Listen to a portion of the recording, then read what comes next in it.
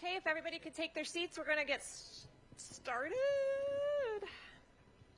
Welcome, New York. We are thrilled to be here. Thank you so much for joining us tonight.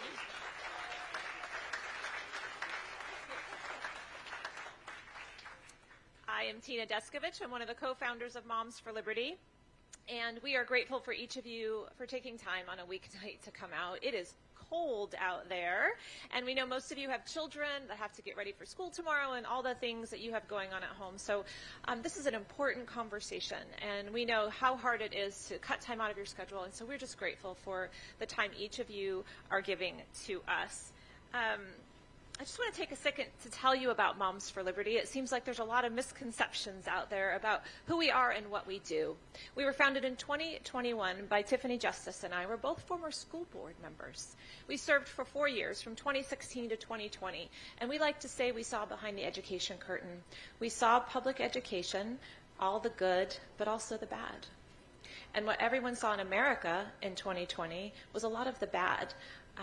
A lot of America saw behind the education curtain, and so we came together because we knew that we could help empower parents to take back public education from special interests.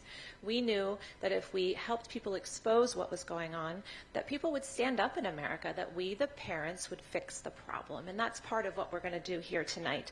We launched Moms for Liberty in Florida with just 2 chapters, and we are at just over 3 years old, and we are at 300 plus chapters in 48 states with 130,000 members.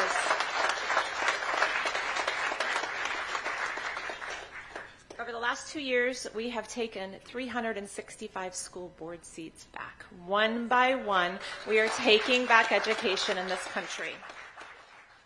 We had 24 bills last session, over 7 states signed into law by governors across the country that protect children, increase transparency for parents, and do a lot of other things to help take back public education. So tonight, I just want to say a little bit about our role in the state of New York. We have 15 chapters now in New York. That covers 15 counties in the state of New York. If you are a chapter chair, we would like you to take a minute to stand, and we'd like to recognize you. I think we have Queens, Wayne County, Greene County, Dutchess County. They might be downstairs checking people in. We also have a chapter from Connecticut here, I do believe. Lisa, are you here? Lisa, thank you so much for being here, too. If you are someone who has served on a school board or currently serving on a school board, if you've run for school board, please stand. For us, that is extremely important, and we'd like to recognize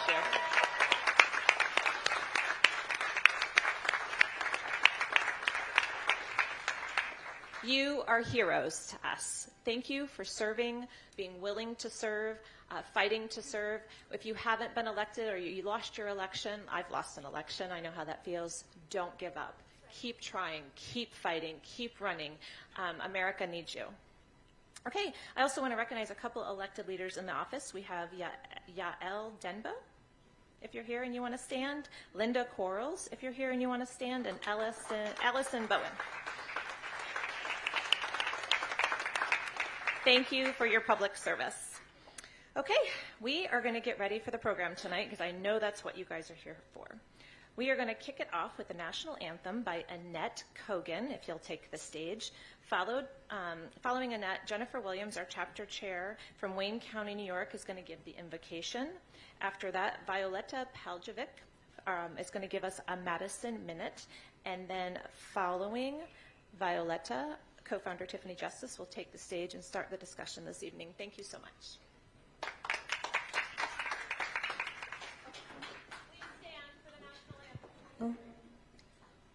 Oh, say, can you see by the dawn's early light what so proudly we held at the twilight's last gleaming, whose broad stripes and bright stars through the perilous fight o'er the ramparts we watched were so gallantly streaming, and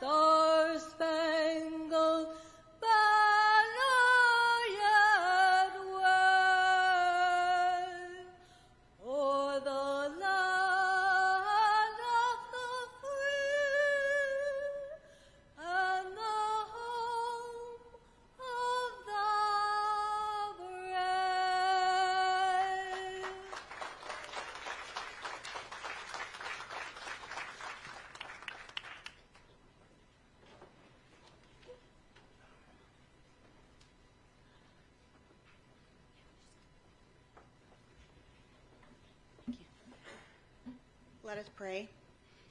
Dear Heavenly Father, thank you, Lord, for bringing us all here safely.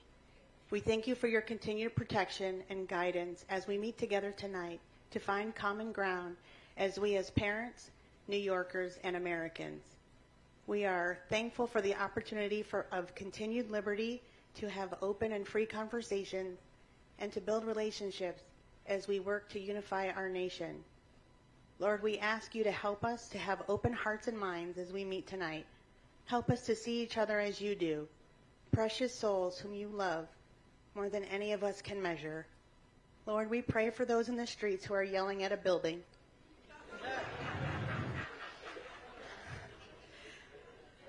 Open their eyes to the truth of our mission, that we wish to preserve our parental rights as you have given to us. You tell us children are an heritage of the Lord, and the fruit of the womb is his reward in Psalm 127, verse 3. They are your gift to us. Help us to protect and cherish them with your wisdom and grace. Thank you so much for the Bohemian Benevolent Literary Association and their commitment to this event. While they may,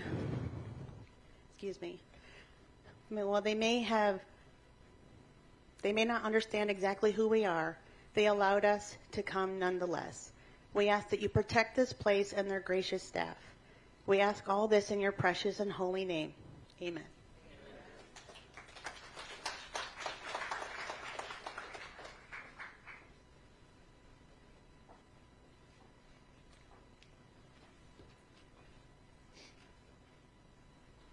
Hello.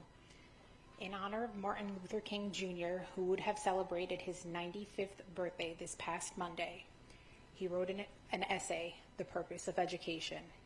Education must also train one for quick, resolute, and effective thinking. To think incisively and to think for oneself is very difficult. We are prone to let our mental life become invaded by legions of half-truths, prejudices, and propaganda. At this point, I often wonder whether or not education is fulfilling its purpose. A great majority of the so-called educated people do not think logically and scientifically. Even the press, the classroom, the platform, and the pulpit, in many instances, do not give us objective and unbiased truths. To save man from the morass of propaganda, in my opinion, is one of the chief aims of education. Education must enable one to sift and weigh evidence, to discern the truth from the false, the real from the unreal, and the facts from the fiction. Dr. King goes on to close with, if we are not careful, our colleges will produce a group of closed-minded, unscientific, illogical propagandists consumed with immoral acts. Be careful, brethren. Be careful, teachers.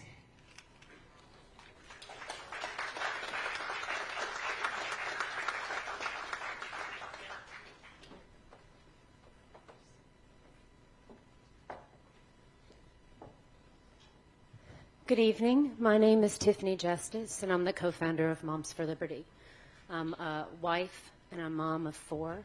And tonight we're going to have a conversation about the state of education here in New York City and the state of New York. I saw a tweet earlier today where someone said that Moms for Liberty was here to ruin New York City public education. I had a friend of mine who lives here who said, I don't think it could get much worse. And so I'm here to kind of do a state of the state for you, a state of the city. I want to be clear this evening. We invited Chancellor Banks to come and Mayor Eric Adams. They were unable to make it. I also invited the Manhattan Borough President, Mark Levine. He was welcome to be here and have a conversation with us, but I think I'm about to tell you some hard truths that the people outside yelling at a building don't want you to know. Why is that? So let's see the state of the city. A third of the kids in the United States are reading on grade level. That's atrocious. But here in New York City, where you spend around $40,000 per year on each child's education, only a quarter of the children are reading on grade level. In fact, in 4th grade, you have a reading proficiency of 23%. Black and Hispanic students, which is 60% of the enrollment, struggle the most, with only 13 in 100 proficient in reading. Not even 20 in 100 low-income students are proficient. New York City spends the most on operations of any big school district in the nation. Miami spends only $11,000 per student, yet 40 out of 100 4th graders are reading and math proficient. Nothing to write home about, but for heaven's sakes, right? New York City results were declining before the pandemic. The pandemic made things worse. We all know this as parents. It was obvious to us closing schools was going to be bad for kids. It's very common sense stuff. And tonight we're going to hear from some people. First panel is going to talk about policy and education. We're going to talk about the state of New York City a little bit more. We're going to talk about charter schools. Why are they doing so well in New York City, and why does your city have a cap on them? And most importantly, we're going to talk about the fundamental rights of parents to direct the upbringing of their children. I do not need to agree with you to respect your right to raise your child. We all agree that there are some things that are considered abuse, and no one wants to see any child abused. But parents have the fundamental right to direct the upbringing of their child. And it's important for parents to draw the boundary between school and home. If not us, who? And so tonight, I'm going to welcome up our first panel. We have Corey DeAngelis, who is a senior fellow at the American Federation for Children and a visiting fellow at Stanford University's Hoover Institution. Corey has been labeled a school choice evangelist and called the most effective school choice advocate since Milton Friedman. He also really pisses Randy Weingarten off, and that makes me very happy. And I think, in fact, he gave her an award. I think it was most effective school choice advocate. Something like that. Yeah, no doubt. Next up, we have Chin, Weiwa is the founding president of the Chinese American Citizens Alliance of Greater New York, an all-volunteer organization advocating for equal rights for New Yorkers, especially in education. Her organization has taken legal action against anti-Asian discrimination in admissions, such as suing the New York City Department of Education for its anti-Asian discrimination in admissions to the New York City specialized high schools, and joining amicus briefs against Fairfax County regarding its discrimination in admissions to Thomas Jefferson High School. Welcome, Weiwa.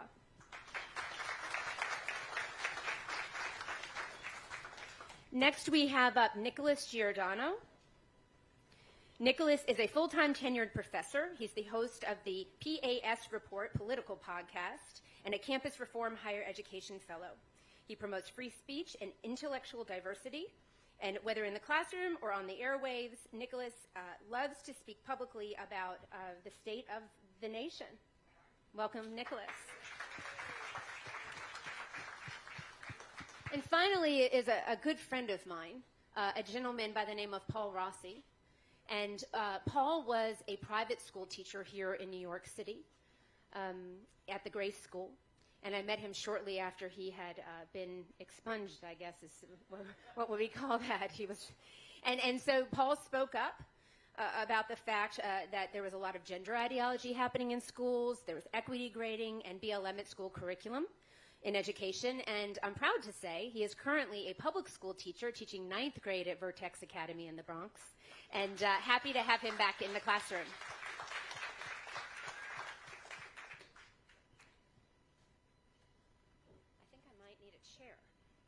Got one over here down for there. you. No, it's okay. Yeah, that's okay. Thank you, Paul. Sorry about that. No one wants to sit by me.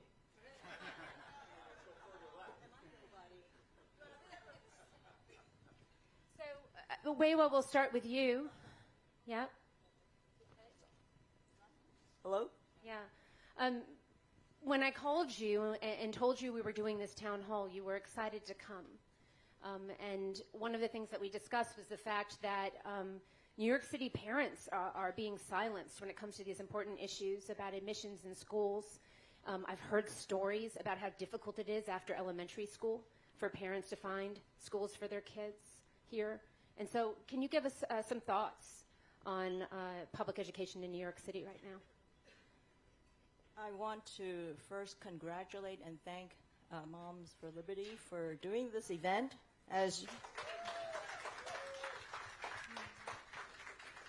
It's not every event that starts off with a host of greeters outside the door. It's warm, right, on a cold day. I think that it's a very troubling time for New York that parents have difficulty navigating. How do they get their kids into a proper school? Sometimes they can't even take them to what they assume is going to be close by, their neighborhood school, and they can't find the right programs. Some kids, if we believe that kids are different, and I think that we know that not every kid is the same. If you have more than one kid, you know that they are different from the same parents. I've seen people nodding here. You got kids, nature, nurture. They can be the same general genes and the same kind of environment, and they'll turn out differently. And we have to nurture them properly for that. But in the schools very often, you're not allowed to go and find the right program. When you find the right program, they'll say, well, we can't take you because of all sorts of equity purposes. We want you to go miles and miles away from your home because we want to balance it out for things that have nothing to do with your individual qualities. And so this is what we care about here. From a policy standpoint, our schools should be providing the best education for the children as they are. And that means that you cannot dispel and get rid of merit. Merit must exist, because if you do not have merit, you do not have good education. Wait, well, I'm going to interrupt you for a second. Yeah, please, applause. Can you talk a little bit about merit, what that means when you use that word? When we're talking about academic merit here now. I'm not going to talk about other things that are outside. You could be the best carpenter in the world. You could be the best singer or dancer or whatever. But we're talking about schools. The schools have a job to teach the basic reading, writing, and arithmetic. If you can't do that, you failed as a school. All right? All of this excuse me, all of this stuff that they say, oh, we're going to teach you to be an activist. What do you mean by teaching you to be an activist before you even know how to think? Well, the people outside, they don't know how to do your facts and logic. That came up before already today. If you do not respect facts and you do not respect logic, you are not capable of making the decisions that are important for yourself in life and in the world. And that's what our schools must do. Provide that kind of environment so that you have facts and not ideology. So on that note, I'm going to go to Paul. Hi, Paul. Hey. I'm going to peek over and say hi. So, Paul, tell us a little bit about your experience at Grace School.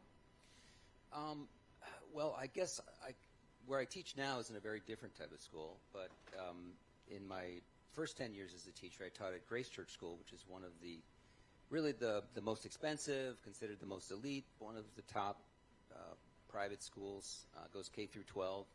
It's downtown, and New York City downtown private schools tend to be sort of a kind of hothouse flowers in the sense that they teach some very exotic luxury beliefs in these places. And among these luxury beliefs, which now many, many of us are exposed to, is an idea of anti-racism. It's an idea of critical race theory, gender ideology, these progressive beliefs which have really come through the universities and dominated education, because most of the people who go through the ed schools and become teachers are inculcated in these ideas. And so what I got to see, and I was a progressive. I was a Democrat. I voted for Hillary Clinton. Don't hate me.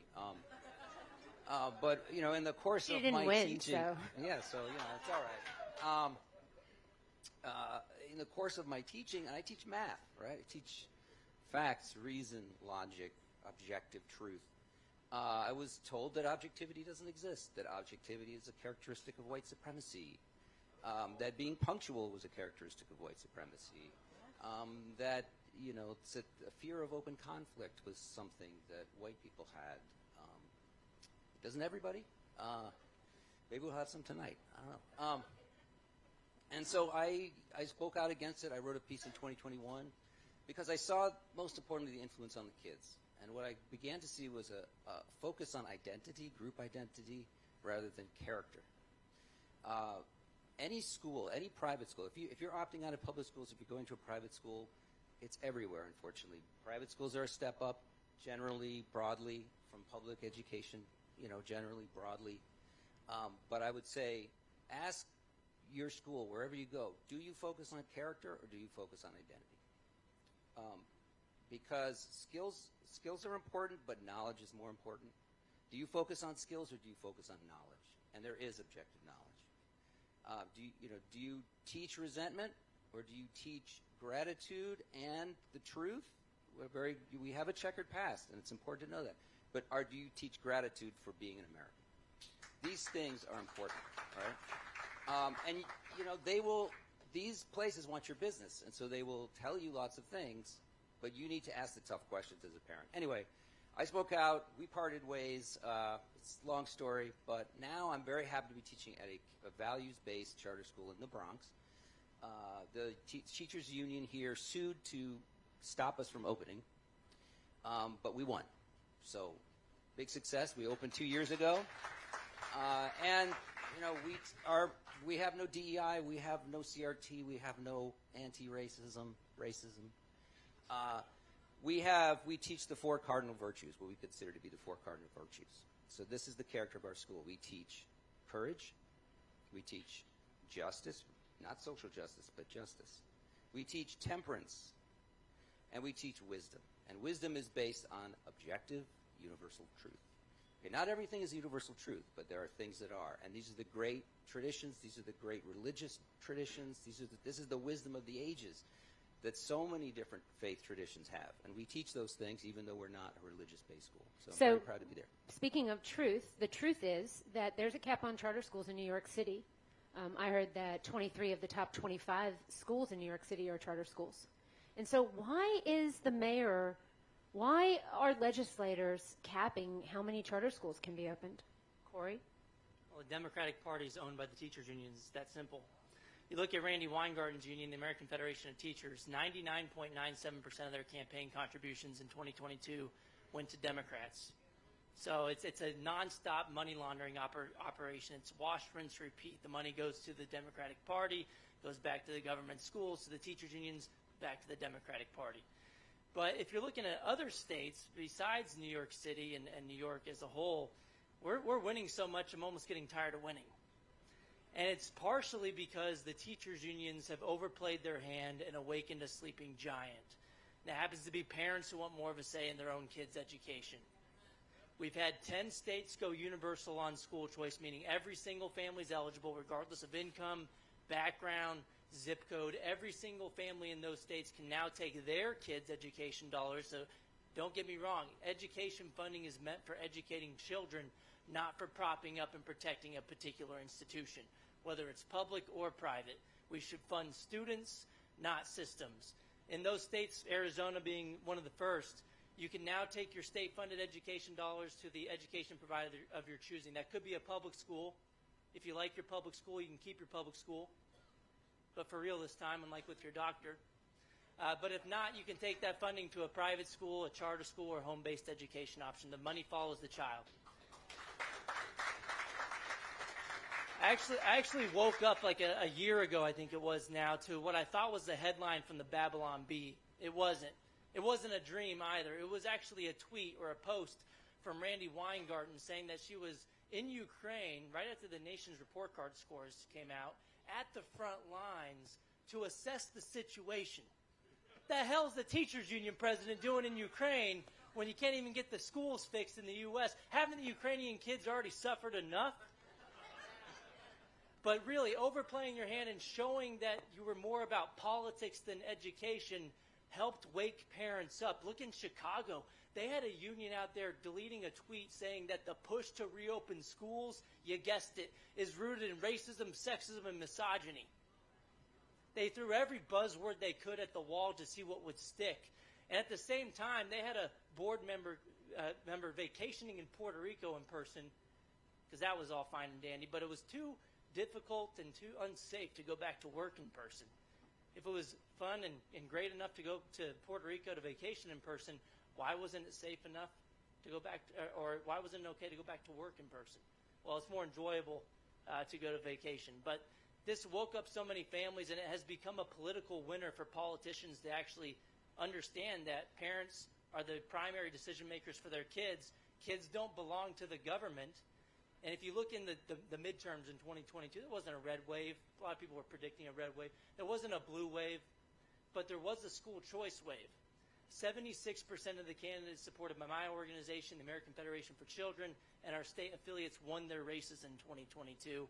And we didn't just play in the easy ones. Don't clap yet. We targeted 69 incumbents in state legislatures and took out 40 of them. That's the hardest thing to do in politics. I think that's such a great point. And, you know, it's been so interesting to kind of understand this political world. Nicholas, I'm going to come to you next. We're going to talk about how did these issues become so political, right? But it's been fascinating to engage with legislators and talk about school choice, and the people are demanding it, right? The people want school choice. I mean, you had a rep in Georgia that switched from Democrat to Republican. Nicholas, how did this become a political issue, parents deciding the best education for their child? It just doesn't make any sense. Well, and it doesn't make sense to normal people, but bureaucrats aren't normal people. I mean, that's what we have to realize. They want power and control, and anything that anyone thinks about the education system, it's actually 10 times worse. So I come at it at a different perspective. I'm a college professor. I've been in the classroom in 5 days. It will be 18 years. And I noticed very early on that students were not coming in with the knowledge that they're supposed to about American government and politics. So I decided to institute a citizenship exam on the first day of class. Out of 2,500 students to date, only about 350 have been able to pass the citizenship exam. And we're talking about easy questions. Who has the power to declare war? Name one of the 2 U.S. senators that represent New York State. Who is the Speaker of the House? Name one writer of the Federalist paper. Then I started to give them the Russian Constitution. I replaced Russian Federation with United States everywhere. And the students couldn't identify that they weren't reading the United States Constitution. They would write a whole paper on this Russian Constitution that they thought was the American Constitution. And it shows how far we've fallen, that it begins at the very earliest of ages, that students aren't actually learning. They're simply being cycled through the system. And so I dug into the numbers. And when, you bring up the proficiency levels, the national report card, it's absolutely terrible. So in U.S. history, the students that demonstrate the NAEP proficient or above level is only 13%. Only 13% of American students are proficient in American history. 23% are proficient in civics. When we look at New York State, as you stated, almost $40,000 per student in the city, $28,000 per student statewide. And we rank in the 20 percentile reading, mathematics, history, civics, doesn't matter. It's an abysmal failure. So what happened? Well, the part of the problem was that parents disengaged from the process a long time ago. Life changed. Both parents in the household working, rise of single-parent households, and life changed. And so they had a good faith that the students were actually educating, the schools were educating the students. Then COVID hit, and it opened the veil of what was really going on, what students were really learning, and you saw, even with COVID, we know about the learning loss. We know that remote learning isn't learning. It was a failed system. It was known to be a failed system long before COVID, but they did it anyway. AMA, APA, they warned about screen time, yet they sat there and said, let's quadruple kids' screen time. Let's damage and harm each other. Doesn't make any sense. It doesn't. But there is an agenda to it. When we look at what's been creeping into the education curriculums at the earliest of ages, we see the anti-Americanism. So not only aren't they learning about the United States, and James Madison did warn that the diffusion of knowledge is the greatest defender of liberty out there, that the more knowledge we have, John Adams warned, that every single child should be able to recite America and our American history, that this will keep us strengthened as a nation. Understand, the United States is the most unique nation on the planet. No other nation like ours. E pluribus unum, from many, one. We are many different people from many different places without 2,000 years of shared history. Our education system should be linking us together. Instead, it divides us. And so let's talk, and that is the problem. So we're going to talk about history for a second. I came to know recently that Mao in China closed schools for 2 years, and teachers were put in through re-education. And so I can't help but think to myself, my goodness, we closed schools for like 2 years or so. And all that professional development that teachers are getting, feeding them a lot of this toxic ideology seems a lot like re-education. And so Weiwa, for Chinese immigrants that are living in America, have become American citizens, I would imagine this is very scary to see. We have seen the Cultural Revolution globally repeating itself, unfortunately. The things that happen, the excesses that happen where kids get out of learning and ideology takes over, that is a real problem. When you have re-education, as you said it, when you have struggle sessions, when people cannot think and speak, we have a problem. We shout them down, we push them down. And so that's where education is failing here. We want to stop all that ideology, the critical race theory that has gone overboard, the hate and division that has been fostered from the very youngest ages. That is destructive. You know, you talked about history, Nick, and you talked about the school choice issues and the curriculum. We have to get back to the basics and say that we want hate outside. And hate is there when you tell kids that we're going to judge you by your race, by your group identity. And that's what happened in China, too, with the Cultural Revolution. If you were in certain classes, you were blacklisted, okay? You are put into the black categories where you're not going to get a job, you're not going to get an education, you're going to be sent to the countryside, you do not have control. And these are the kinds of liberties that we're taking away from our own people, our children, our families. And we have to go back to what the basics are for education so that they understand early what is truth and what is reason. So, Paul, you know, for a long time, you know, we were talking about critical race theory, and they said, oh, we're not teaching critical race theory. We're not teaching critical race theory, right? And so can you talk a little bit about how critical theory has kind of creeped into every crack and crevice of our children's education in America right now? Yeah, and it's frightening because the teachers are really good. Like they do have a relationship with the students, and the students respond to it. If they were bad at it, then it wouldn't be so bad because the kids would see through it. But actually, you know, I know some of these teachers. I know them personally. They're friends of mine. They're my colleagues. We would talk. I got to know how they did what they did, and you know, they were extremely positive. They were very affirmative with the kids. The kids responded because maybe they weren't even getting that much of it in their life, but they were creating an environment where the kids were entertained, where the kids were, and so having a teacher who's committed to this to critical theory, and you know, they say that critical race theory is going to be taught in schools. What I liken that to is, if I teach the scientific method, I can do that without teaching Francis Bacon, right? I can actually teach in a certain way, which is praxis-oriented, as they say, but getting into the kids and teasing it in a way which is age-appropriate for them. And so that's what they do. And it's actually fascinating and disturbing, because I've seen it up close. And these teachers are very good. And that's what makes it so dangerous. I'm going to ask Nicholas to weigh in on that a little bit. Critical theory, it's very toxic. We see queer theory entering the classroom with gender ideology. Chris Elston's going to speak in a little bit about gender ideology and how it has come into our public schools. Moms for Liberty believes that gender ideology has no place in public schools. Absolutely. I mean, when you're looking at it, the idea of lumping people into groups doesn't work out well for societies. We have real-world examples. That's tribalism. And that's where you look at Afghanistan, you look at Libya, you look at places like Syria, and that's where you see tribalism prevail.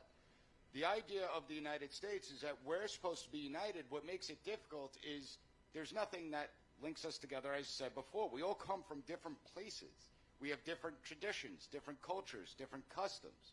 And so what links us together? Well, it's our foundational principles based and rooted in the works of the Founding Fathers and the United States Constitution and Declaration of Independence.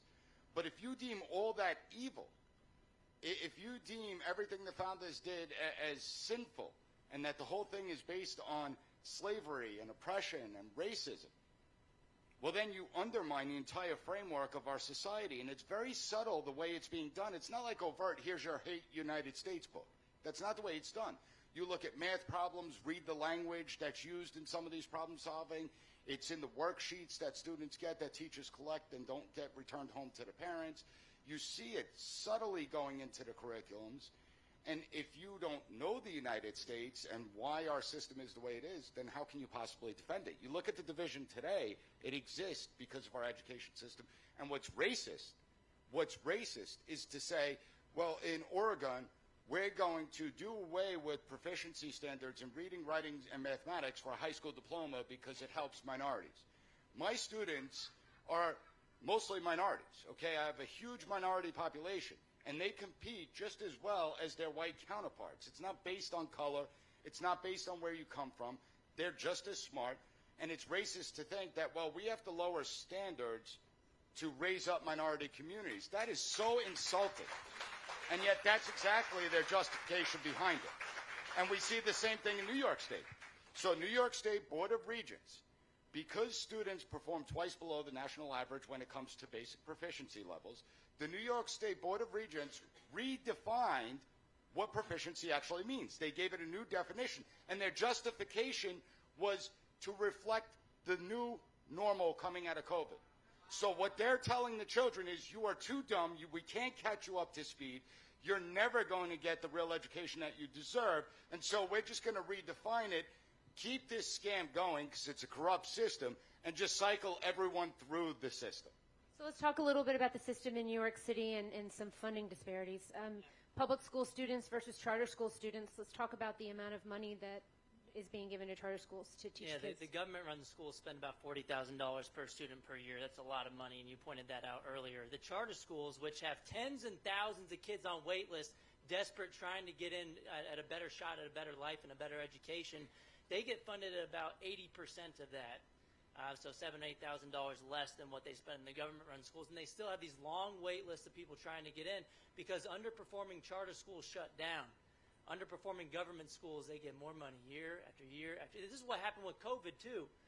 When the schools closed and the unions fought tooth and nail to keep them closed as long as possible because they understood pretty quickly that they could hold children's education hostage to secure multiple multi-billion-dollar ransom payments from taxpayers. It worked for them. They got about $190 billion nationwide in so-called COVID relief. Since March of 2020. That's on top of over $800 billion that they were spending anyway. Exactly. Federal and local dollars. Exactly. It was additional money, and they do it all the time. They say we're failing because we don't have enough money.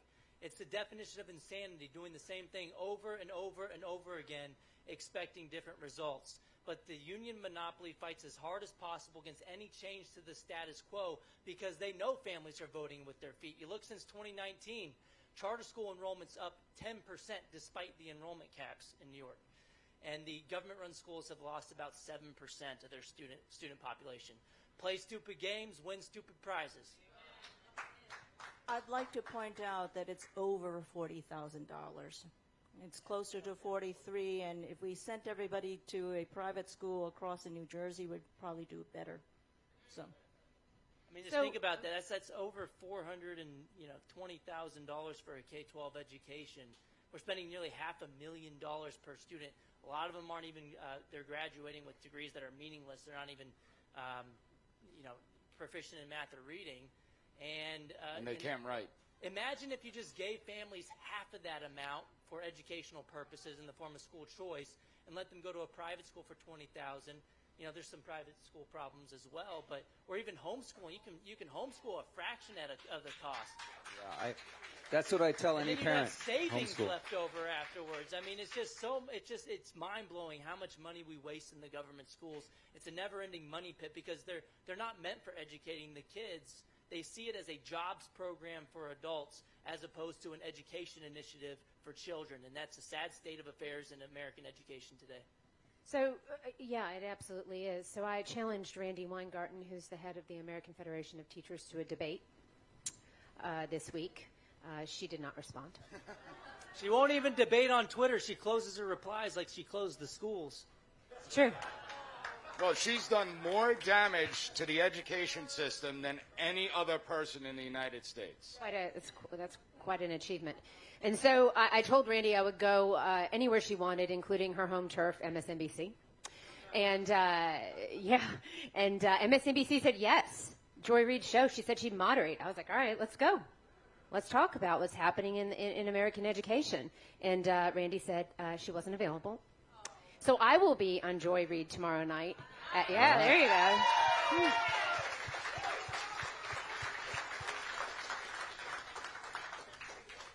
The role of the teachers union and the influence that they have in our children's lives is shocking. I'll tell you what, I had no idea.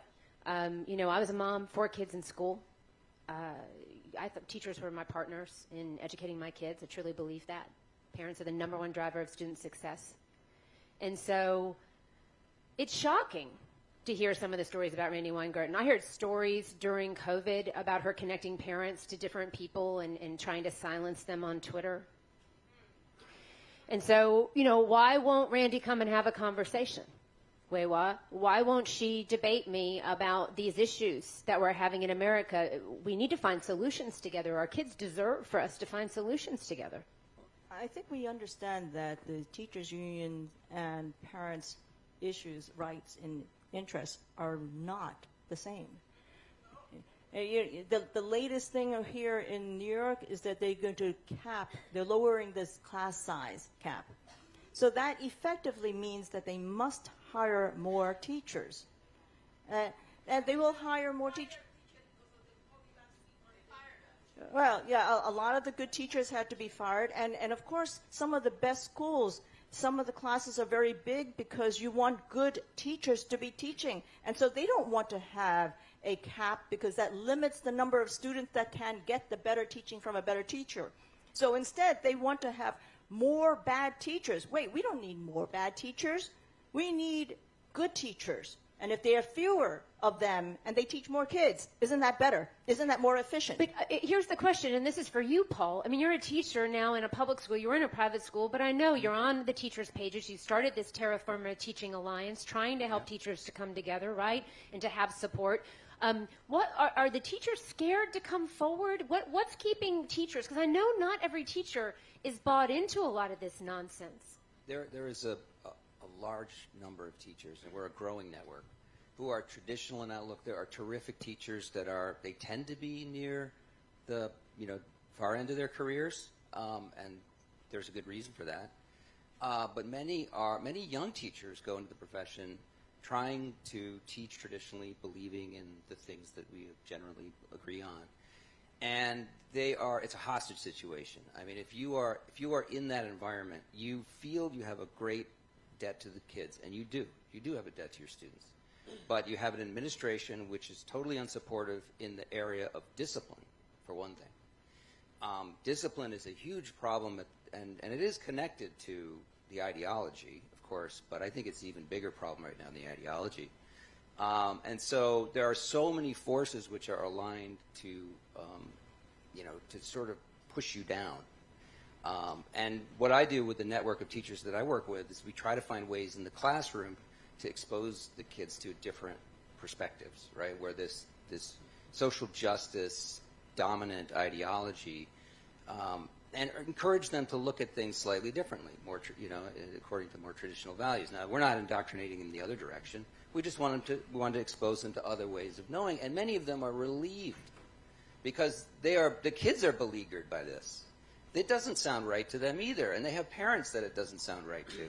And so what they're looking for is they're looking for teachers who will stand up for other ideas. And so I encourage the teachers in our network, and we've come up with some creative ways to do this, to do that. We have more and more teachers joining Moms for Liberty every day, and it's wonderful to have them join us. Hey, Sure, please. Hey, Tiffany, we're going to start a Teachers for Liberty next. When it comes to teachers, I hear from a lot of teachers throughout the country, and there are a lot that don't like this, but they're scared. And it's not necessarily that they're cowardly, it's that the minute they speak up, they're toxic in that school. They're isolated from all the other faculty, they're attacked, and they make the job so miserable that they kind of force that teacher out. The second problem, though, is the ideologues that are being churned out of the college campuses, and this is a really big problem. When I went to college, I had avowed Marxists as college professors, but they loved education. They appreciated the debate and the dialogue. They loved the back and forth. They actually praised and encouraged their students to get involved. Then they retired. Those old school professors retired. The new teachers came in, but these teachers were filled with an ideology. They weren't experts in their field. They weren't experts in history. They weren't experts in politics and government.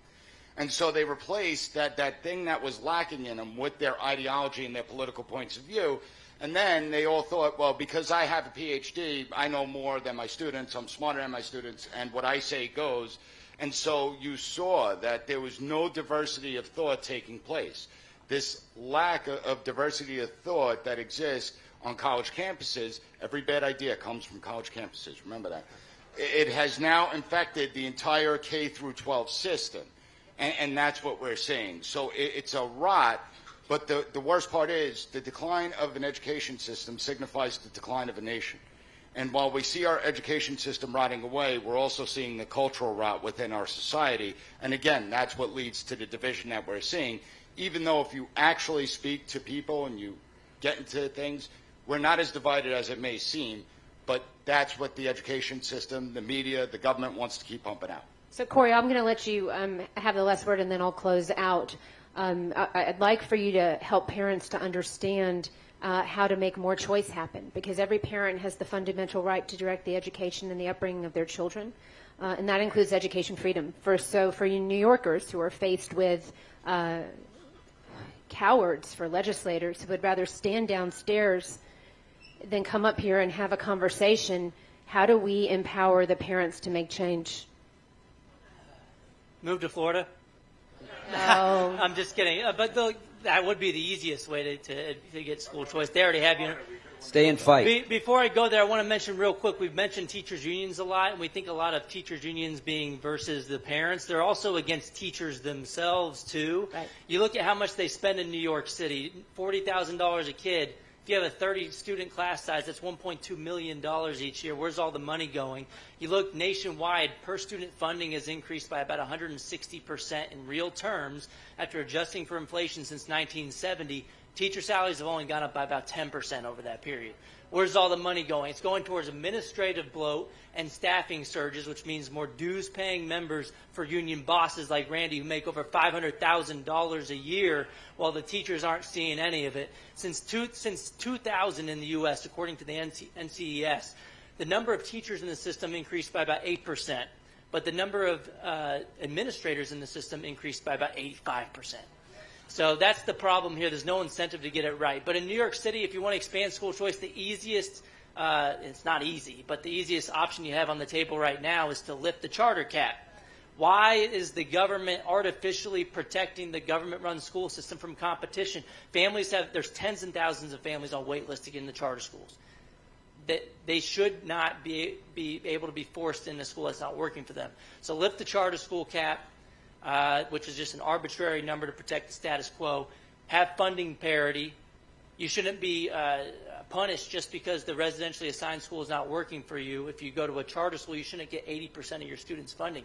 You should get 100% of your students' funding. So that'll increase the amount of choice as well. There's a lot of homeschooling going on already. So that's always an option, but I know it's not as easy when you have the funding following the student.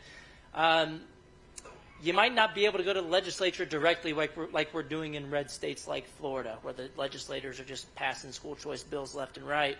So you might be able to try it on the ballot. I know that costs a lot of money. There's a lot of other hoops to jump through. But if you can put it straight to the people to vote on, you might have a better chance because school choice is such a popular issue according to polls, and you'll be able to circumvent the union-owned legislators. So maybe on the ballot, costs a lot of money. I don't know exactly. And Governor Hochul ignores ballot initiatives after people vote Yeah. on them. But she did say she supported lifting the charter school cap in her final gubernatorial debate against Zeldin. She said she supported it. I don't know what's happened since then. Make her put her money where her mouth is. Exactly. We should hold her to that.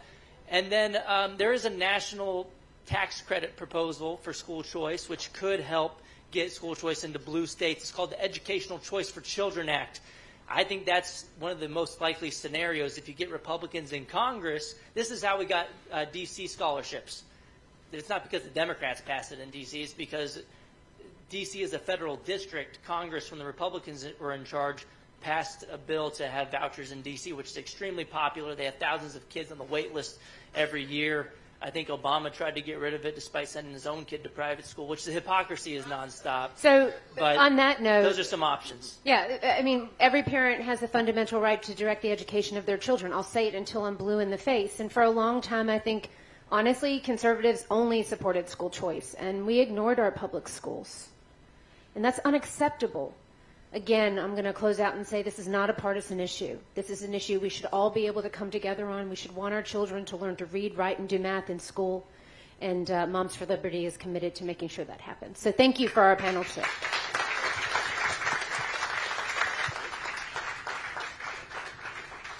Panelists, if you can make sure you turn off your microphones and just put them down, that would be great.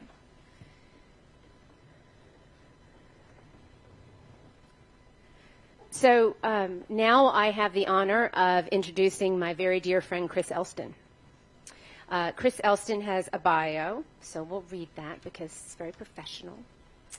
Chris is the father of 2 girls from Vancouver, Canada, who has been traveling North America since 2020, having street conversations, generating media, and reaching millions of people about the dangers of gender ideology. Specifically, the practice of giving harmful puberty-blocking drugs, cross-sex hormones, and surgeries. The gentleman who taught me to repeat again and again that no child is born in the wrong body, Billboard Chris Elston. Welcome.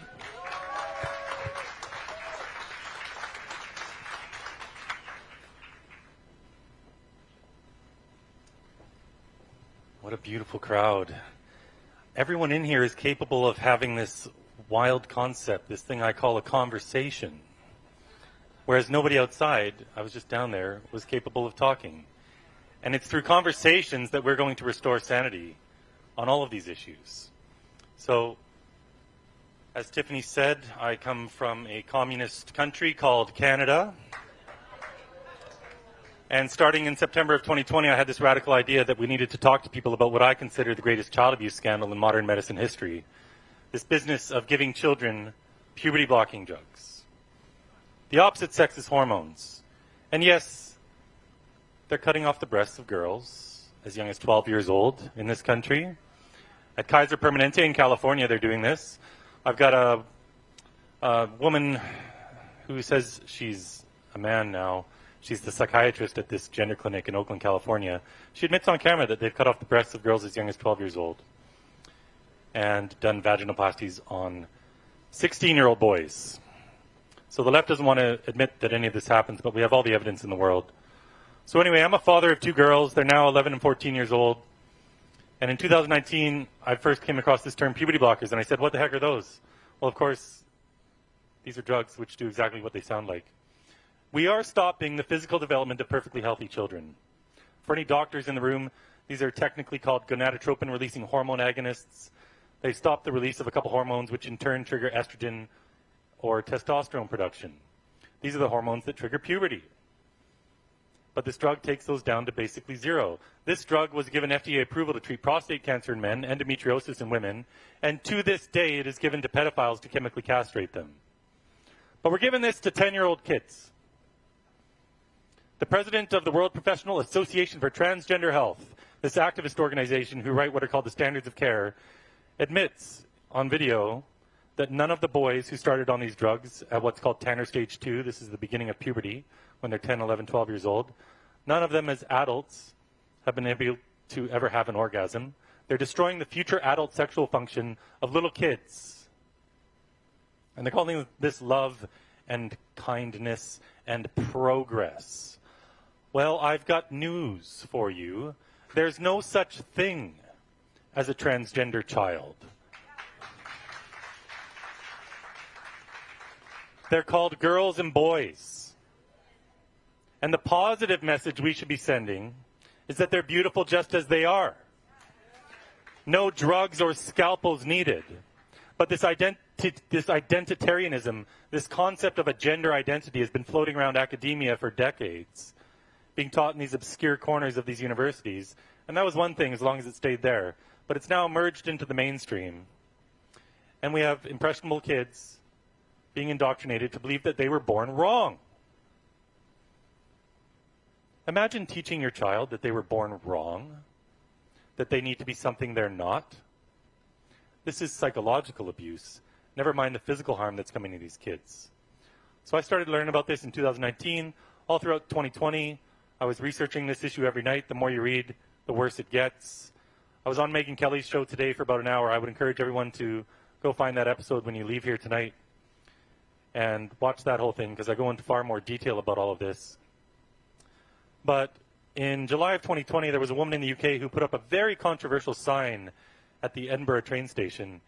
It said, "I love J.K. Rowling," the Harry Potter author. Lifelong feminist, leftist, but apparently this was hate. It was hate to love the world's greatest children's author because she knows what a woman is and she speaks out against this child abuse. So some people on Twitter complained, and the next day the government-run train authority took down this sign. And I'd had enough. I'd had enough of our speech. I'd had enough of attempts at our speech being erased. Nobody can stop you from speaking but yourself.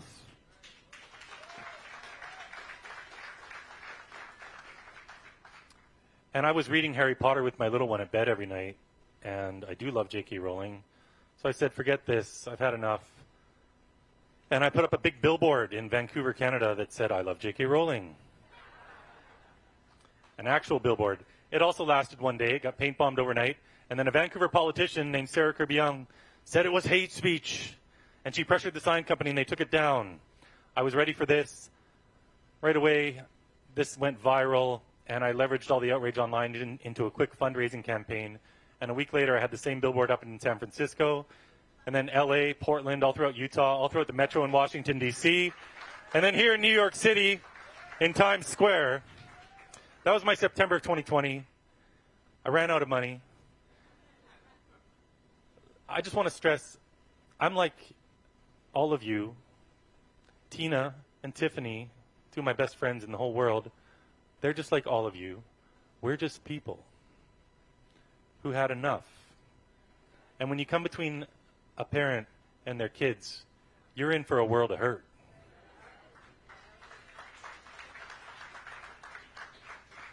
So I did all these billboards. It started a lot of conversations. I had this vision that we need to have conversations about harm coming to kids.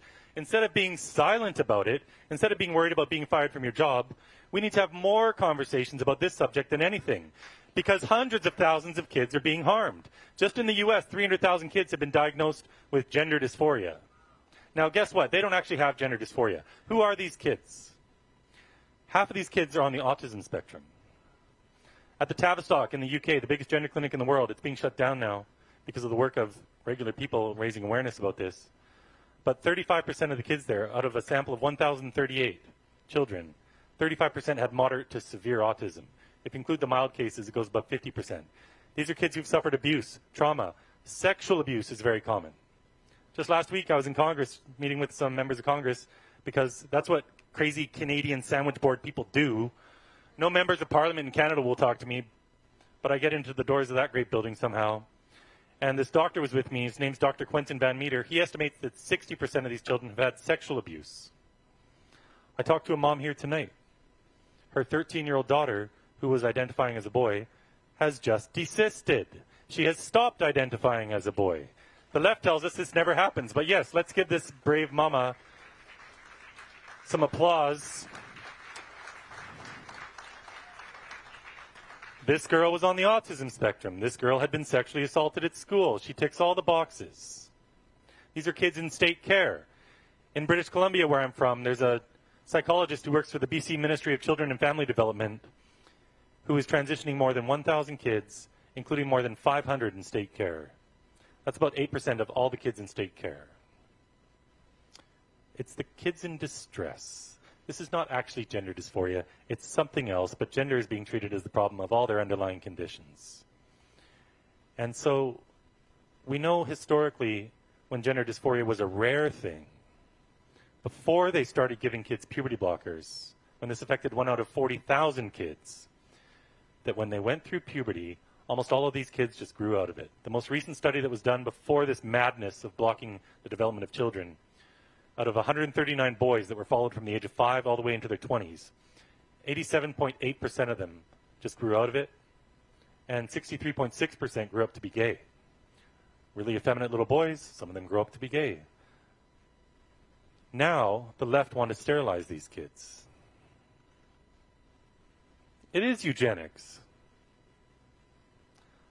But the cure for gender dysphoria, the cure for this distress, is puberty itself. Now we block the cure. Instead of their own hormones coming along to help them through this period, instead of just allowing the time for them to grow up because they're children, we block the cure and we give them the opposite sex's hormones. Give a girl testosterone, after 4 or 5 years she has to get a hysterectomy. Sometimes they're cutting out their ovaries as well. It's called an oophorectomy. So now for the rest of her life she can never produce her own estrogen. And if she gets to the ripe old age of 25 years old and has massive regrets, as many of them are doing now, well, she can't produce estrogen. Either way you slice it, she's now a lifelong pharmaceutical patient. They are turning children into anorgasmic, sterilized, mutilated, lifelong pharmaceutical patients. And we are the ones who have to fix it, because the government's not going to do it. So let's talk about the good news. We're winning spectacularly.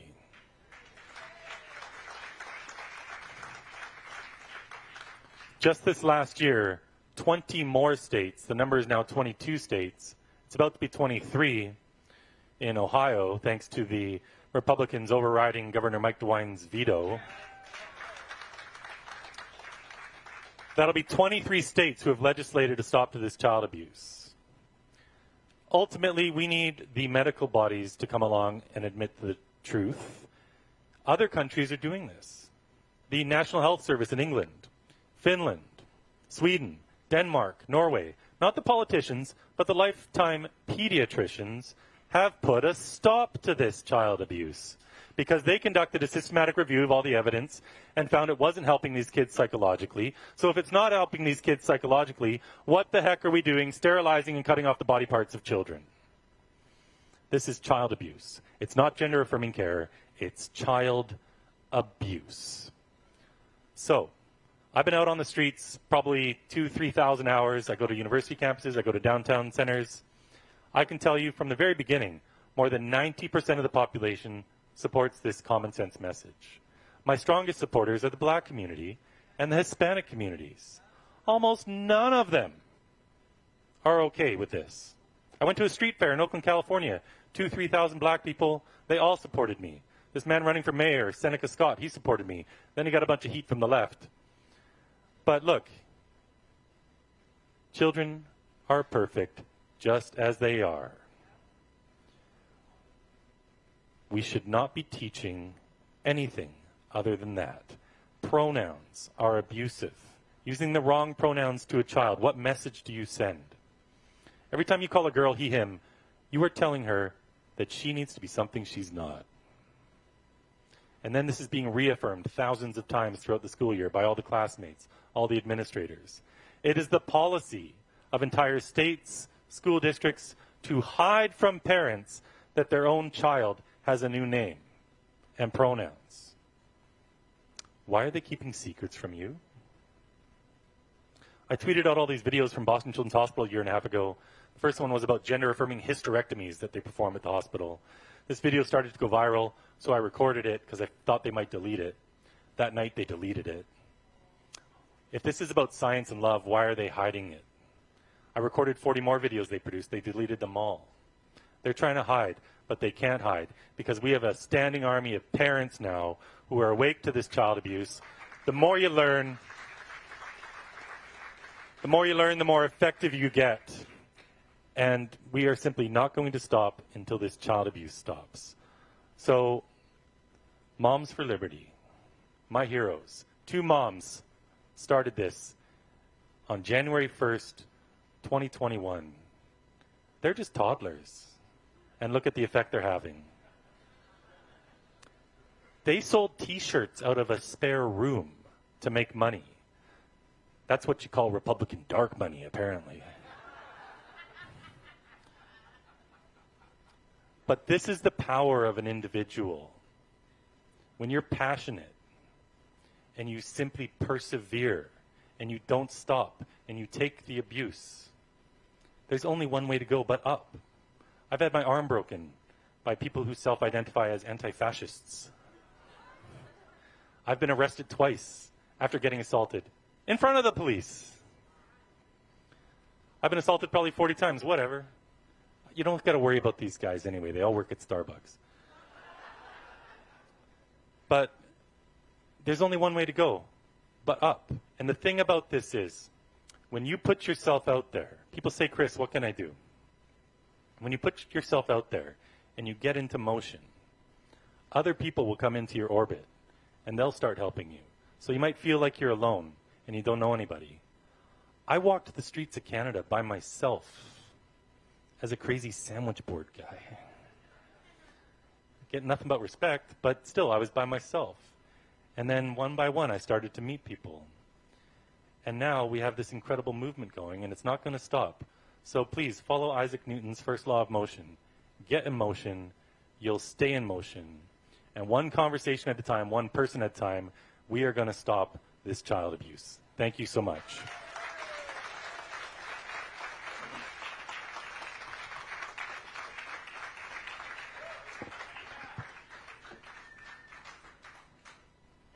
You wanted your phone, yes.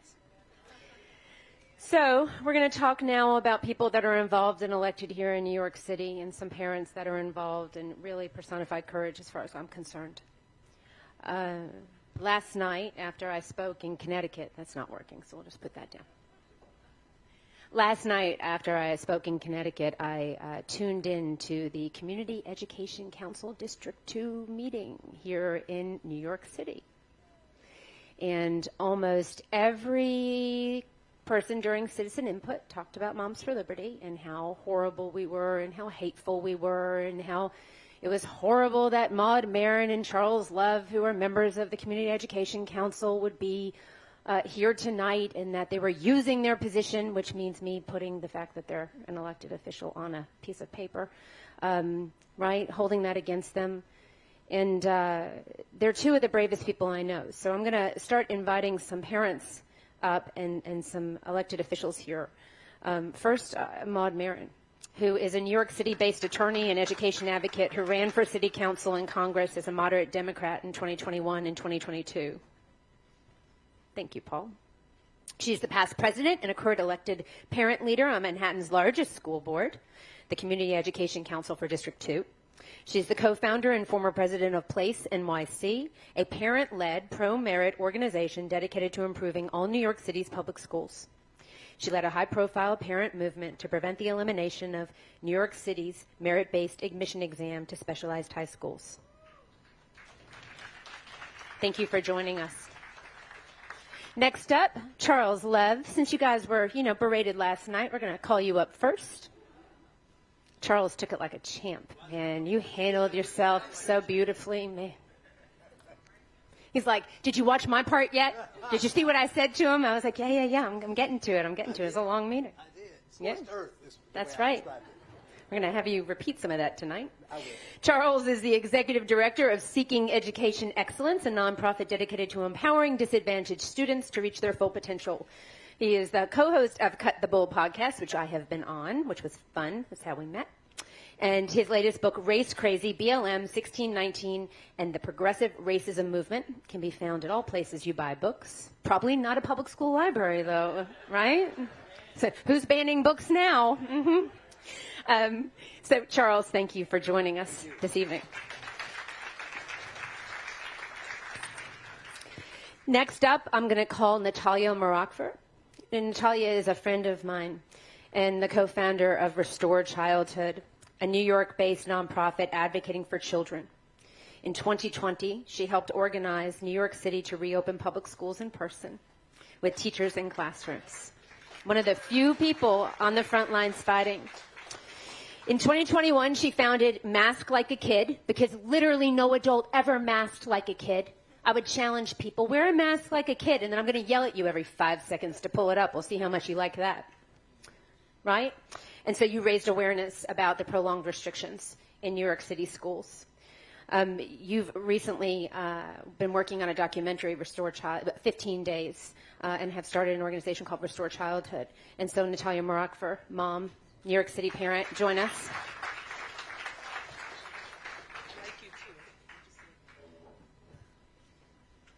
Mona Davids. Mona Davids is known to most New Yorkers for her education and school safety advocacy as the president of the New York City Parents Union and the founder of New York City School Safety Coalition. A strong supporter of parent empowerment and parent rights, Mona believes parents must have a seat at the education policy table. Over the last 15 years, the New York City Parents Union has won lawsuits putting the interests of students first before special interests in New York, and you have been successful in changing education laws. Mona is also the publisher of Little Africa News newspaper, the only weekly African newspaper in New York and the nation. Welcome, Mona. Thank you. And finally is someone near and dear to our hearts at Moms for Liberty, Elena Chin.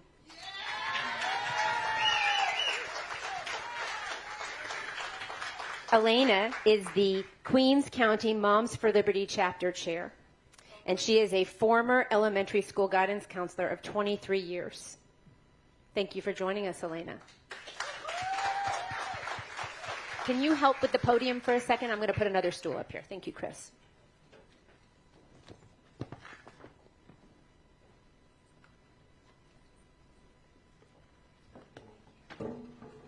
Not only does he stand on streets wearing billboards, but he helps move podiums. Thank you, Chris. Appreciate it. Okay, let's talk. So, Maude, Charles, I'm going to start with you. Man, I watched that meeting. You had elected officials. You had a state senator. They know nothing about us. They said horrible things about Moms for Liberty. They've called on you to resign, Maude. Charles, what is going on in Community Education Council District 2? Well, I think the first thing I want to say is to preface this by saying that I'm the guy who's telling the uncomfortable truths. That's what I do. So you're going to hear some things that you may or may not agree with, you may not like, but it needs to be said. So my issue, as you can tell from yesterday, was that no one, like Chris says, conversations. No one wants to have conversations. And so the first truth I'm going to tell you is I've only been on the board 7 months or so. There's a meeting every month. Moms for Liberty, I'm told, were racist. They hate blacks and gays and all these others. There are more black people in this room than all of the meetings combined. So there are no black people at the D2 meetings, but they're here. So maybe this is where the black people actually are in D2. Who knew? So my issue was they were telling me that we should not use our titles here, as you mentioned. And so I said I won't. But it doesn't mean I won't talk about them. So a lot of the problems are that people just assume things. I told you that, you remember I put out a tweet when you first invited me to speak. And I said, I don't know if I should speak with these terrible white supremacists. Can you send me some links where Moms for Liberty has said some racist things? And people actually respond. They said, I don't know, but here's an article from the New York Times. So I read the article. The article that has no quotes from you. It referenced another article. So I read that article, and it referenced another article. So after 3 days, all I got was articles. I'm like, I'd like a video, please. If she's so bad, and they've done hundreds of videos and interviews, obviously there's some video, some audio of them saying, okay, I want to. Them saying some hateful, racist things. I have to compress myself because I'm that guy. But anyway, saying some really bad things, but no one could send any. So yesterday in the meeting when they said we were bad and we shouldn't talk about this stuff, we shouldn't appear here, I said conversation is all this is. I want to hear what they have to say. If they're wrong, go there and tell them they're wrong. And so I invited somebody. You're mad at me and you don't know what I'm going to say. Why don't you come and listen? Oh, I would never go there. So then you don't want to know. So you're lying. And I hate liars. So that's the reason why I got upset.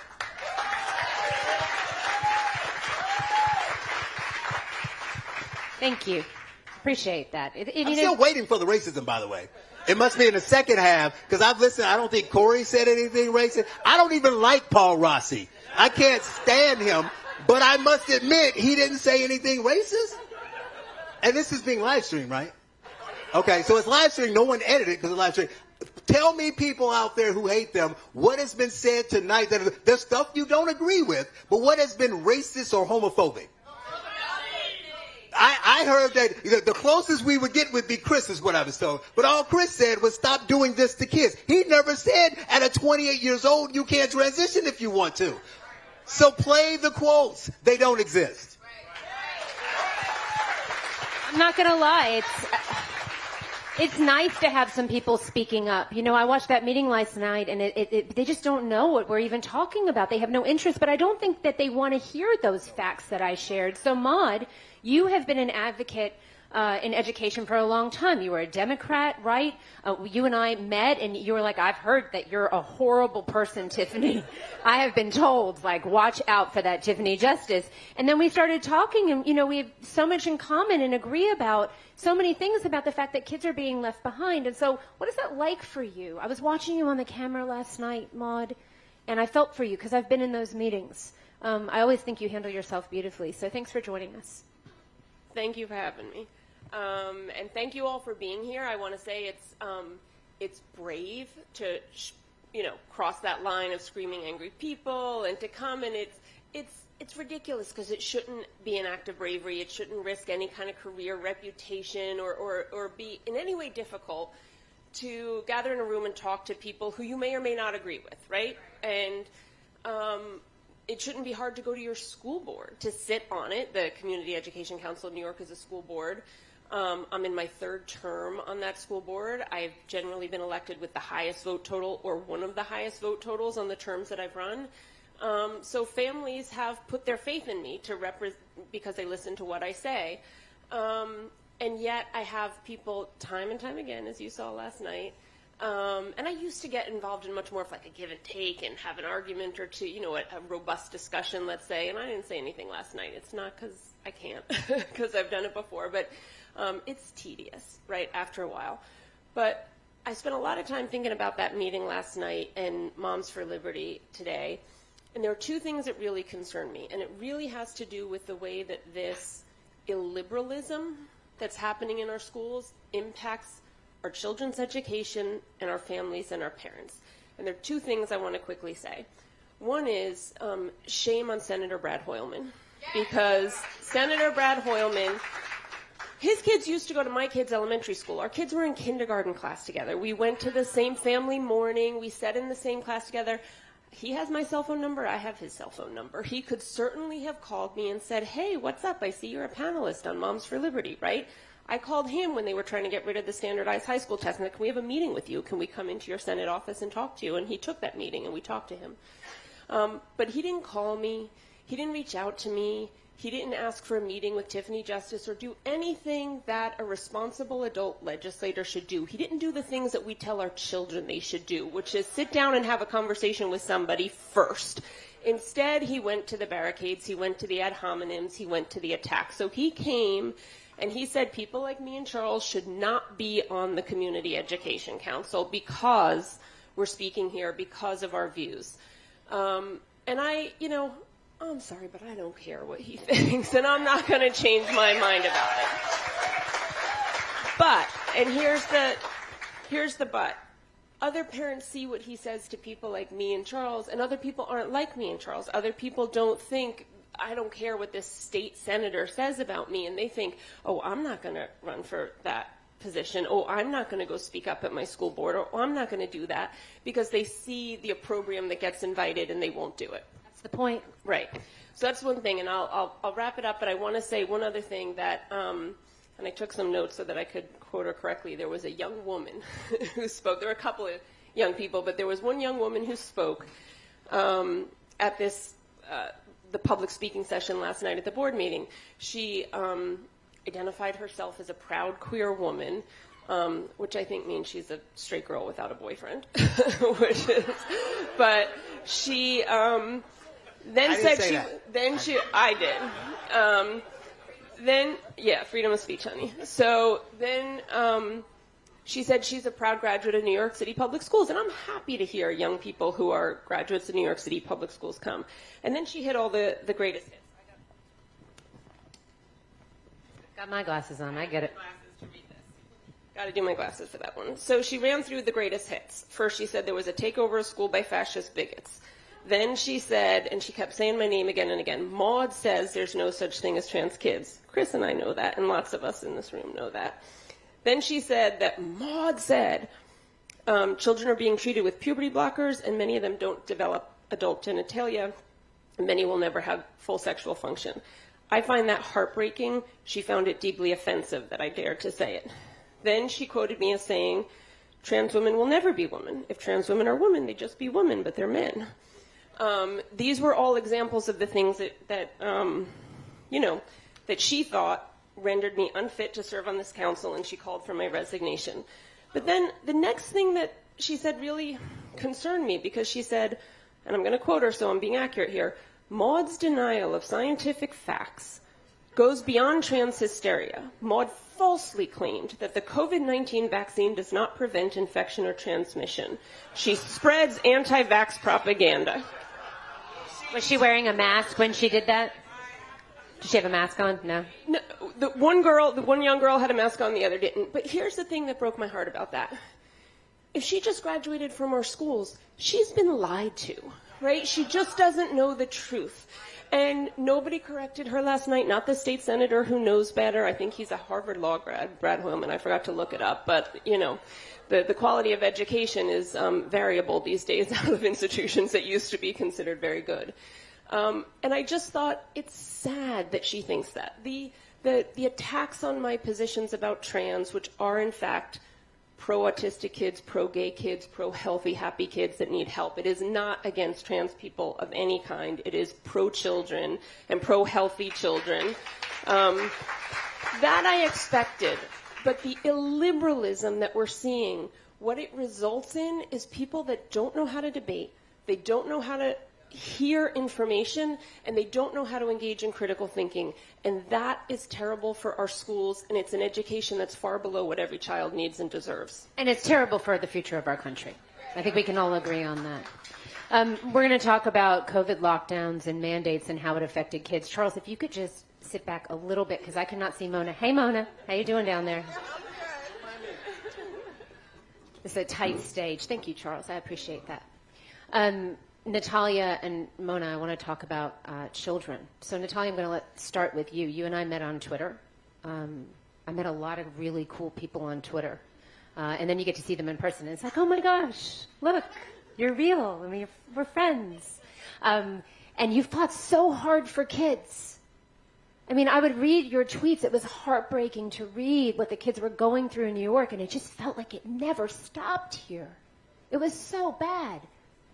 Right? And so, I'll start with you, Natalia, and then let's move to Mona. I want to talk about the state of kids right now in New York schools, and if some of the solutions that are being offered are really going to help them. So, Natalia.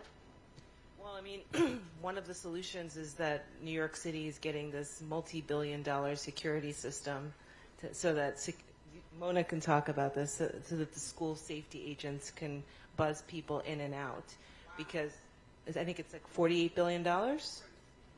Yeah. But there's a problem. It's inside the school, too. They're acting as though the problem's outside, and you can just lock the doors and buzz in and out. But, whether or not this is something that's been tested, yet again, I feel like we're spending money and throwing solutions that are not tested. The same thing with COVID, trying to keep these schools safe, when in fact, you isolated people. I mean, our children had silent lunch for over a year.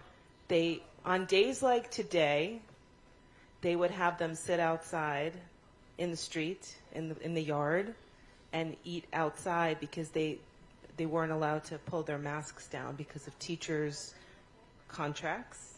They couldn't drink water in the classrooms. They had to step outside. So imagine, talk about mask like a kid, wearing a mask for 6 hours and having the prison warden tell you when you could pull it down. There was no snack time because the contracts prohibited the children pulling the masks down during. Anyway, that's what came before.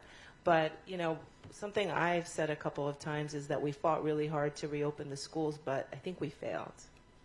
Because the schools that shut down are not the schools we came back to, so we got a bad deal. Wow, that's a really good point, Natalia. It's hard to hear. Mona, parents on the ground, you talk to a lot of parents.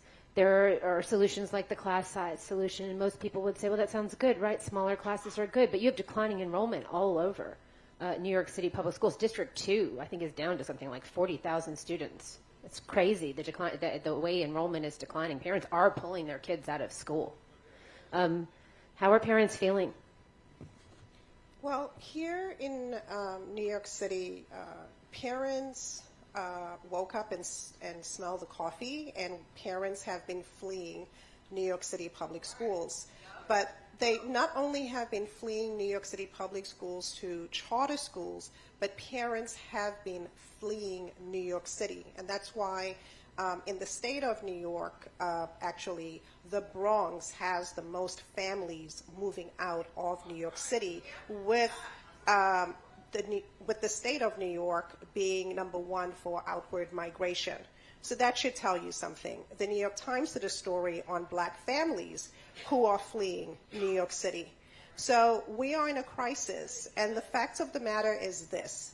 A supermajority of New York City students have not been reading, writing, and doing math at grade level for almost 2 decades.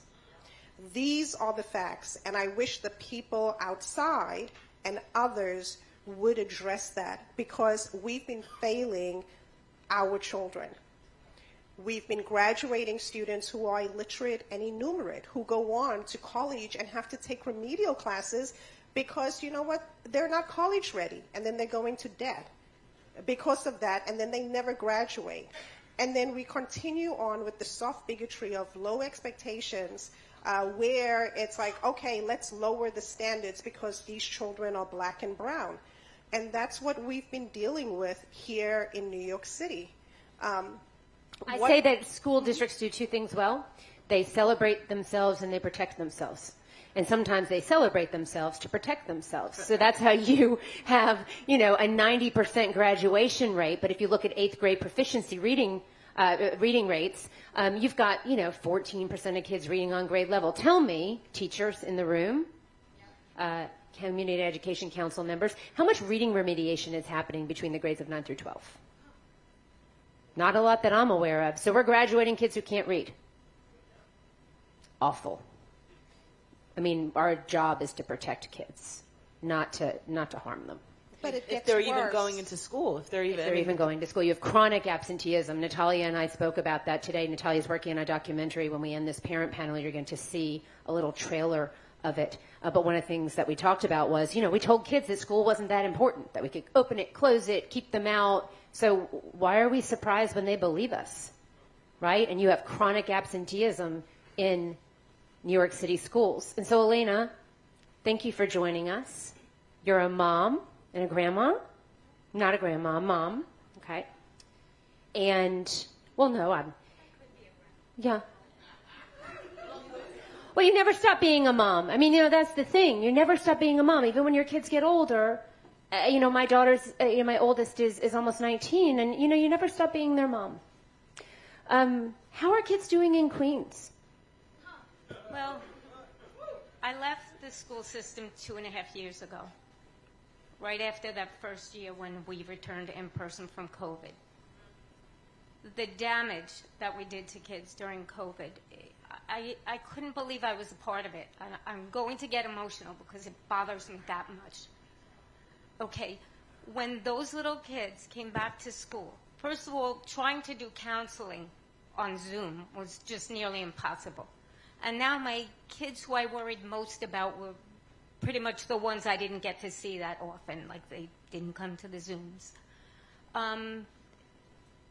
The damage we did to parents, moms, and teachers, the frustration of just asking parents to do what they didn't know how to do.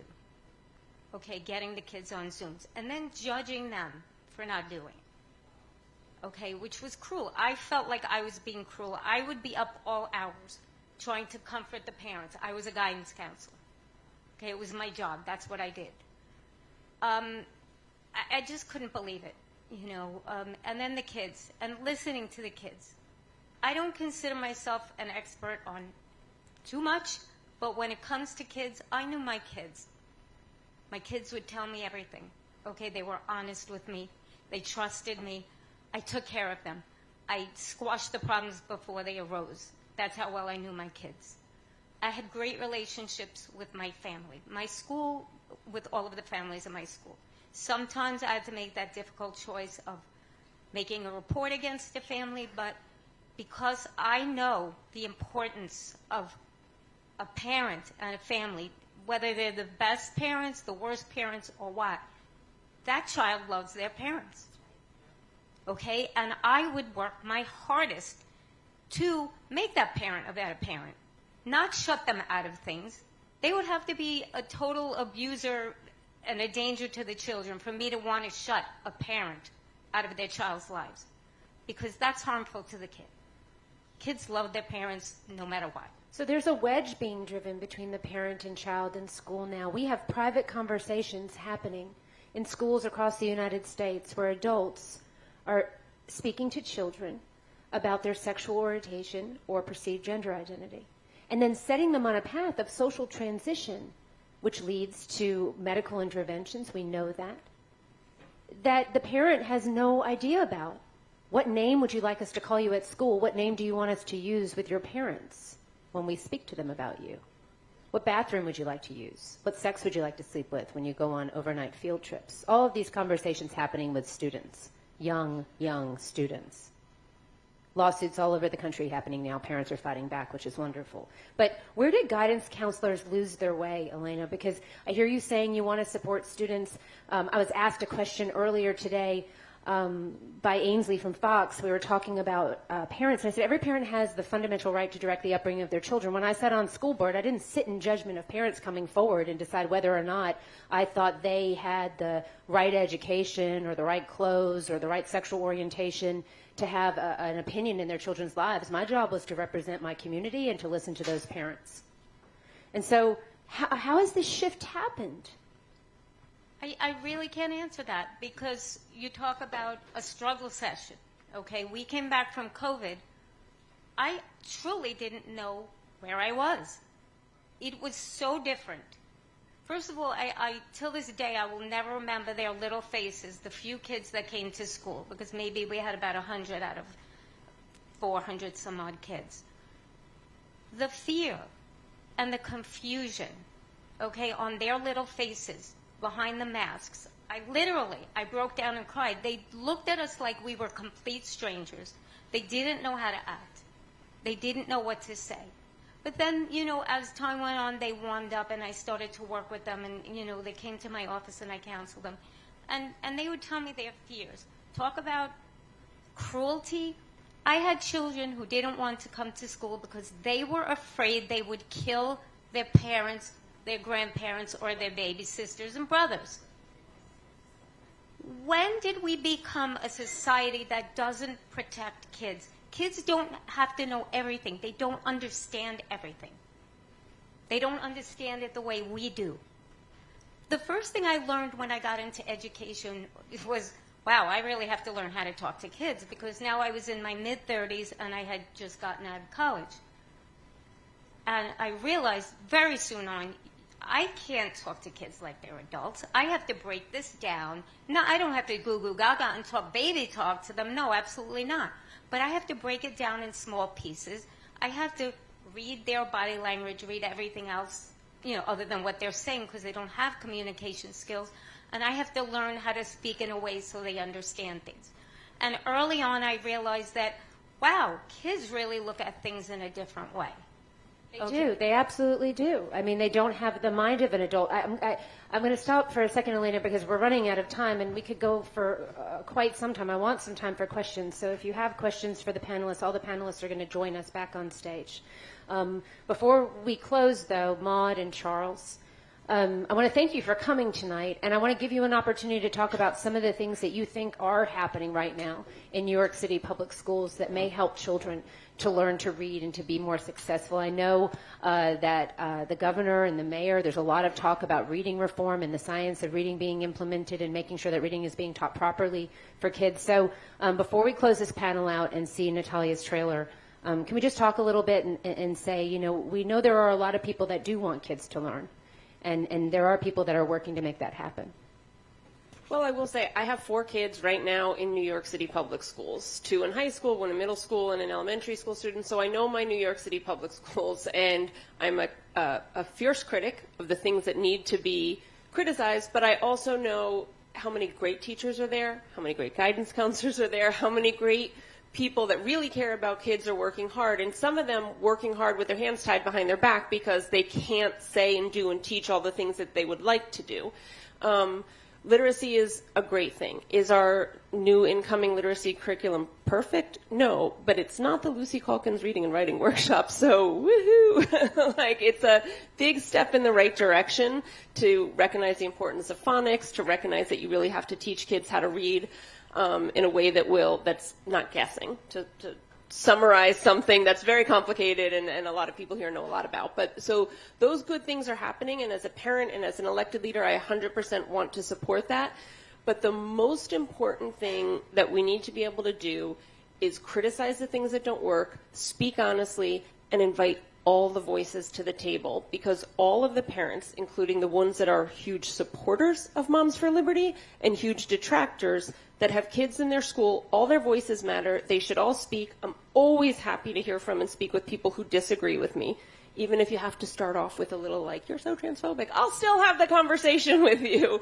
But I really think that it's a shame on New York that our elected officials went and stood outside instead of having the bravery to come into this room and have this conversation. And Tiffany, if you're ever back in New York, I will re-extend the invitation to them that they should come and talk to us, because that's the way we're going to improve education.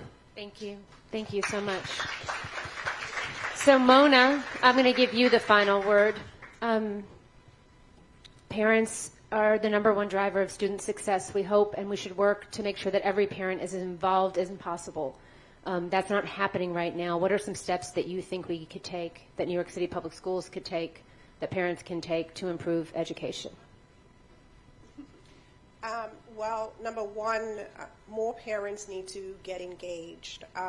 There are many different avenues to communicate with your school, to communicate with New York City public schools and with the chancellor. And on their part, they also need to engage parent groups outside of the regular structures, which is whether it's CEC, SLT, PTA, PA. But there are great parent groups out there doing wonderful work, groups like PLACE and others that parents can start to get involved with. And Tiffany, I just want to quickly go back to that class size mandate. Sure. The class size mandate, yes, it sounds wonderful, but these are the facts. The schools that are doing the poorest with the lowest proficiency rates are schools that already meet those small class size mandates. These are the facts. This is just an attempt. It's just money being thrown at the union because it would require the hiring of almost 20,000 teachers. That's what it's about. It's being pushed by people who don't even have a stake in the public school system. So yes, it's something, it's a giveaway, it's a gift to the unions, but in no way will that unfunded class size mandate benefit New York City's public school children. We need to focus on literacy. We need to focus on reading, writing, and arithmetic. And that's how we are able to, prepare our children to compete in a global economy. And parents, need to get involved and have a seat at that education policy table with the teachers' unions. And that's what we work to do at Moms for Liberty, defend your parental rights at all levels of government. If they don't have a seat for you, find a chair and pull it up and plant yourself there, because you belong at the table when it comes to your kids' education. In closing, thank you. In closing, I couldn't give a proper explanation of the trailer of 15 Days, this documentary that Natalia is working on, better than her. So, Charles, unless you have anything you'd like to add, any closing comments? Elena, I'm going to... No. Okay. Elena, do you have any thoughts or comments for parents? I just want to say childhood is fleeting. It's going to impact on the rest of your child's life. It's worth fighting for. They don't have anybody else but you. Okay, even the guidance counselors now, I left because I could no longer fight for children.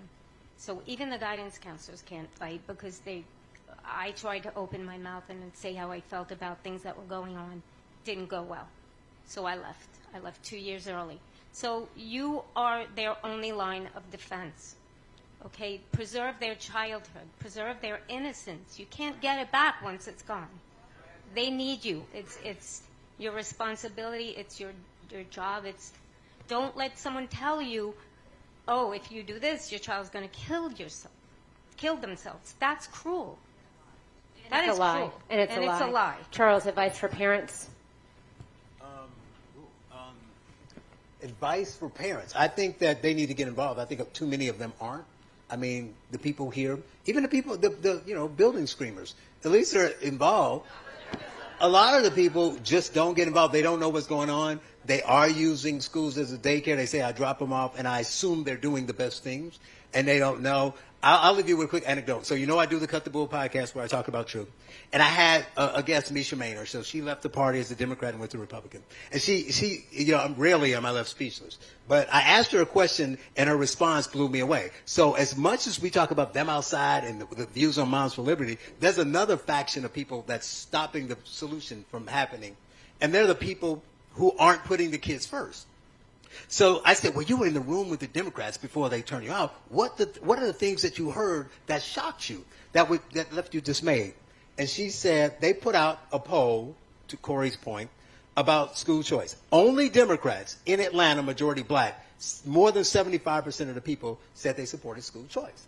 So they brought it back in the room, only Democrat elected officials. They said, man, okay, so she's thinking, obviously, we're going to agree with that mandate and move forward because the people have spoken. They were like, no, we can't do that because we would be agreeing with the Republicans, and that would hurt us politically. So do a new poll and change the questions to skew it so they give different answers. How are you going to beat that? And so if you're a parent and you're not paying attention, and so the people in this room would notice that, wait, this poll is almost the same as that poll, only now you're saying something like, how many of you want money to be taken from your neighborhood school? So, of course, they're going to say no to that. The same people who said yes to the first question said no to that. But if you're not paying attention, you don't know. So you have an untapped resource in Moms for Liberty because you got a lot of moms you haven't reached yet. So that's the key. We are just getting started. Find more people. That's right. Start a Moms for Liberty chapter, momsforliberty.org. Thank you, Charles. So, Natalia, 15 days. They told us 15 days. That was a lie. And we'll be paying for probably generations. Definitely generations. I want to give a shout out to my partner, Stephanie, who's my producer and cinematographer on this documentary. We started working on it 2 years ago.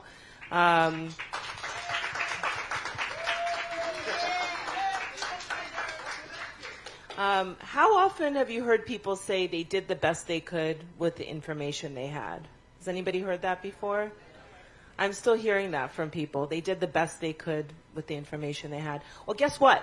There was a pandemic playbook, and there was a Europe, and schools didn't shut down, and they didn't treat children this way, and they didn't destroy society, and they did protect the vulnerable, and herd immunity was not possible in such a short period of time. Like, we needed to be able to protect the vulnerable with focused protection, just like what Jay Bhattacharya said, and Martin Kulldorff said, and all these people who were canceled for speaking the truth. So, about 2 years ago, Stephanie and I started working on preserving their stories, because we knew that the trauma would hopefully eventually pass and they would block it out and try to forget everything. So we've tried to preserve as much as possible.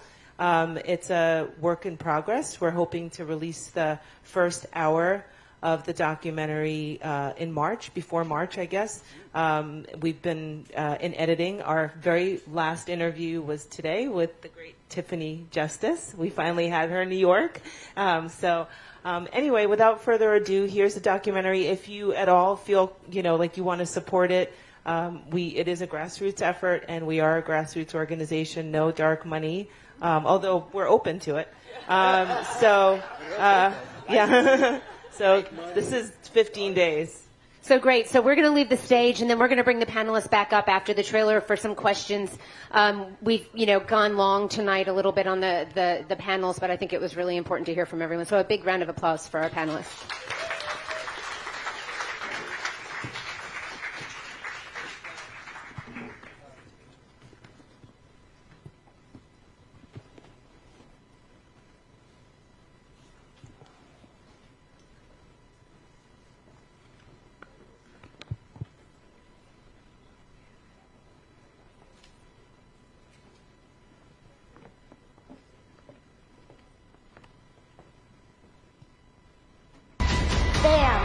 Pandemic suddenly came out, and then school ended.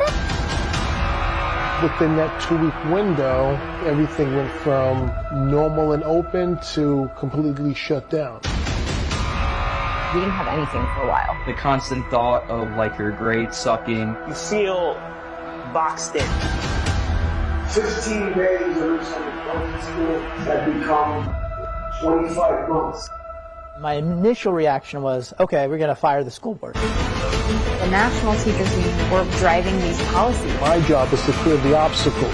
Didn't want to lose sight of our hopes and dreams. Union president said parents just need babysitters. I put in a FOIA request. They are now mine. You could see it from our windows. People were rioting, but it was totally fine. You had the right politics. We just did some calculations, bringing death threats. Evidence to bring a First Amendment lawsuit.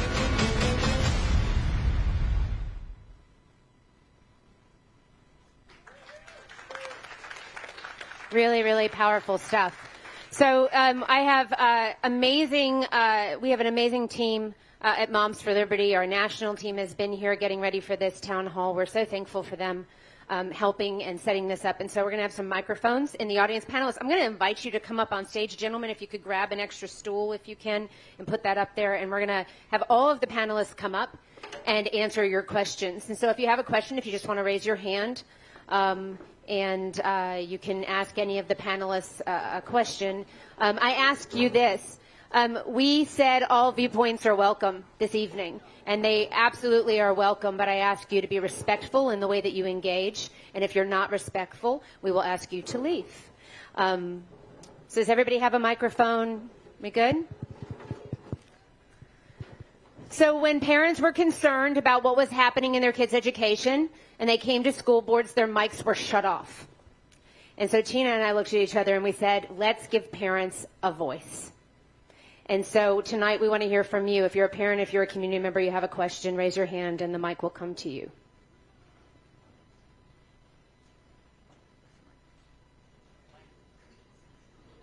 They're coming. There we go.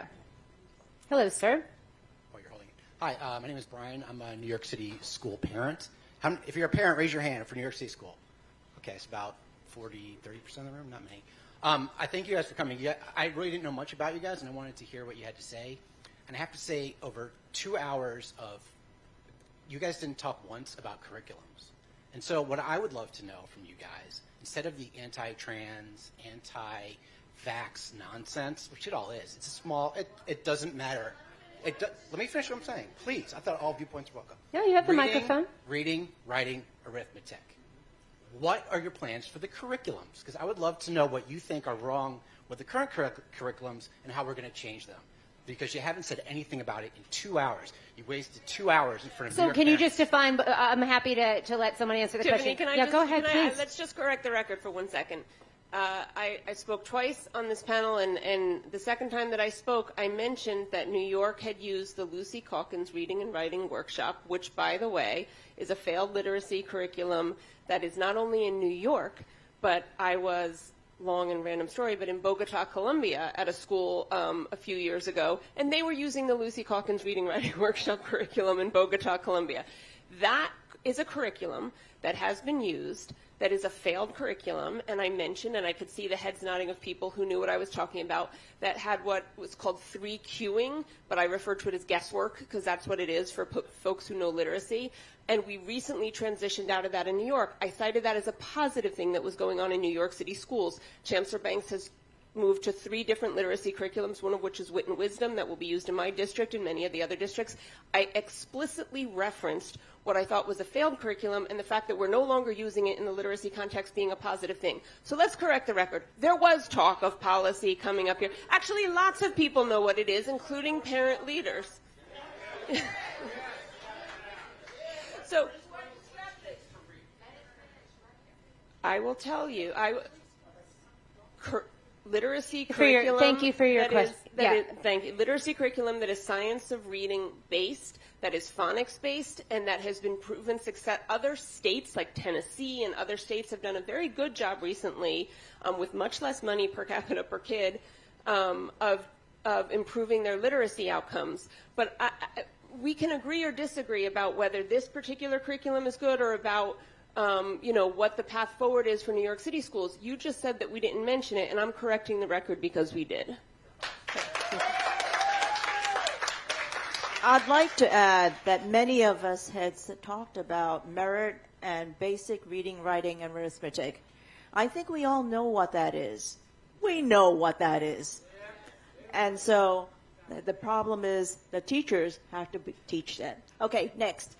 Yes, ma'am. Next question. I see some hands up. Your question? Okay.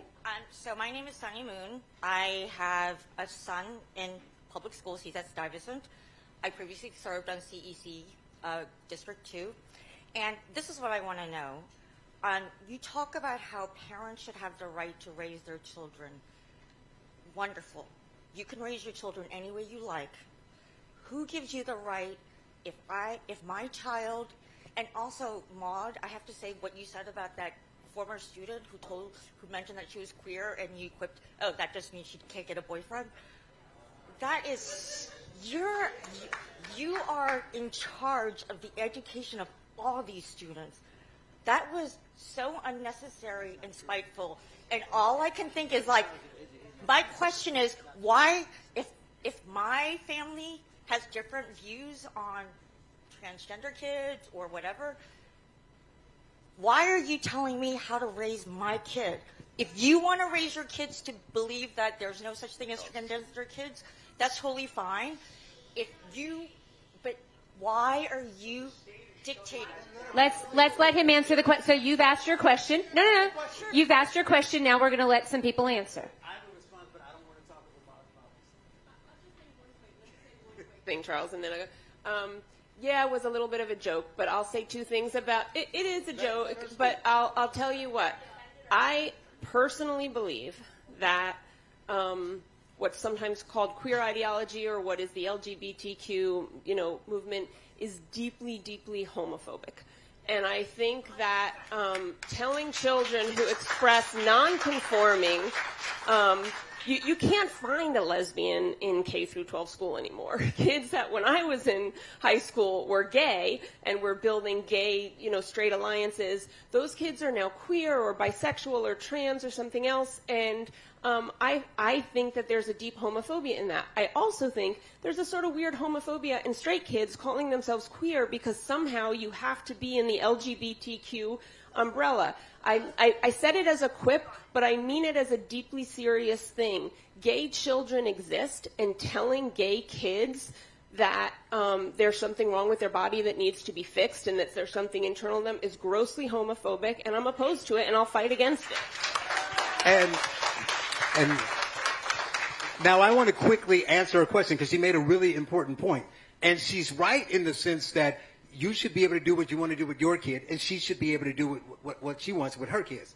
And this is something that I think is not said enough. The problem is, we can debate about if a kid comes to a parent or to someone in the school and says, I identify as something else, how you address that. We can debate that. But that is not what's happening. What they feel they need to do is to go to all the kids, because part of what you need to teach is every kid needs to know that. So I can say, you can do that. But maybe you don't take all the 6-year-olds in the class and tell them, did you know that some people identify as a different gender? It's not age appropriate, and it's not addressing that child by sitting in front of the class, having a conversation with the whole class. And lastly, to your point, yes, both sides can have their ideologies and their beliefs, but in our district, for the most part, only one side gets a voice. So you say you want both sides to be able to say what they want to say. That's not what's happening. And if you're honest, you will admit that.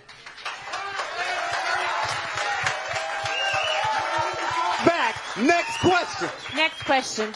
Yes.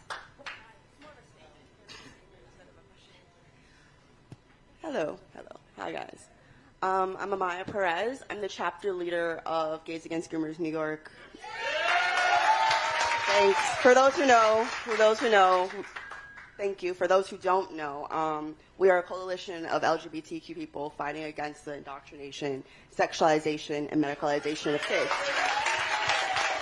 So, to those questions about curriculum and everything along those lines, I recently was at a drag queen story hour on Thursday, and I keep hearing about how it's helping kids, right? And my question is, are you guys actually seeing a benefit in like the literacy rates for this? Because I also went to a school board meeting talking about budgets, and the teachers union complaining about they need more money, but they're spending over $300,000 of your tax dollars a year giving drag queens money to read to your kids, but they can't read on grade level at all.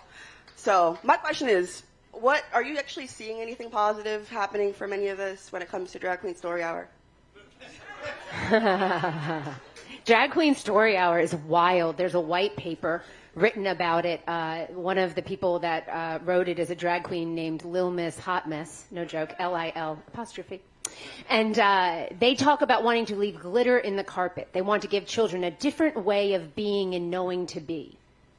Right? Is Drag Queen Story Hour helping children to read? Absolutely not.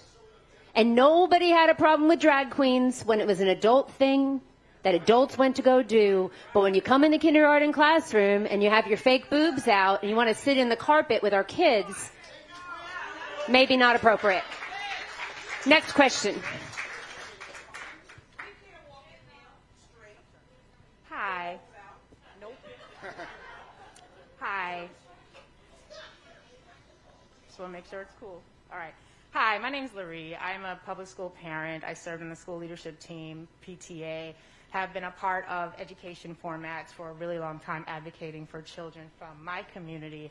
And one of the things I've been concerned about with Moms for Liberty, and I appreciate the space and the opportunity to ask this question, is that traditionally what we're seeing through the work that I've done, to the work that a number of my colleagues have engaged in, when children of African descent, for example, and I say that because black is very broad in this city, when they have access to a culturally responsive education, when they have access to books of people who look like them, when the math problems that were referenced earlier include concepts that are familiar to them, they do better in school. We know from foundations like the Heinz Foundation in Pennsylvania, which did a study of over 2,800, a literature review of over 2,800, excuse me, different studies. What they found was that black children, Latin American children, indigenous children, and Asian children all perform better when they are provided a culturally responsive education. They also found that white children perform better as well.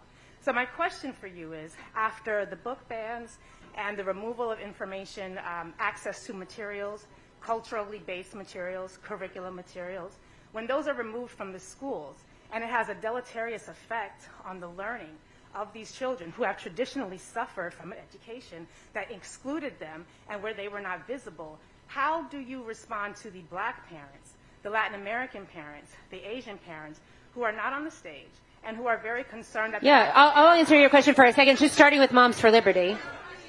Okay. Well, you have. I see pretty good representation up here. I'm just there saying. We go.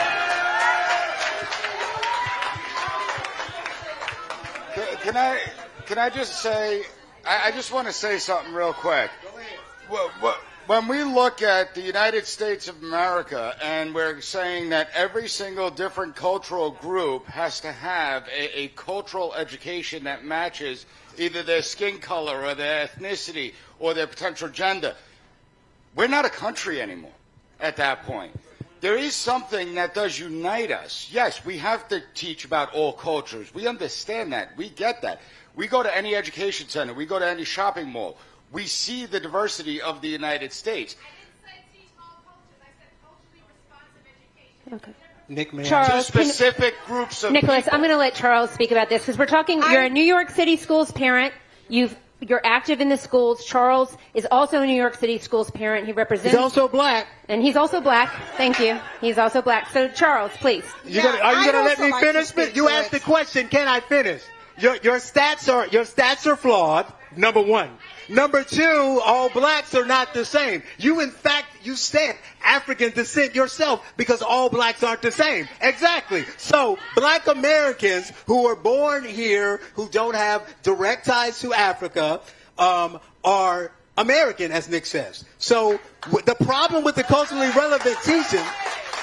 No, let me give you some factual problems with the culturally relevant teaching, specific to D2 where I am.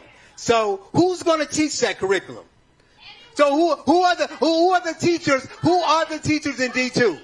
Right. Yes. So white teachers, correct. So the white woman teacher is going to teach the black culture to the black kids, or better, not their black culture, but going to culturally relevant. So you're going to teach them in the way that they learn so they can better understand it. Are you going to let me answer? Or are you just going to yell, lady? I got a mic. So they're going to teach them in the way that they think blacks learn. Time out, because I want to have a conversation. You asked a question.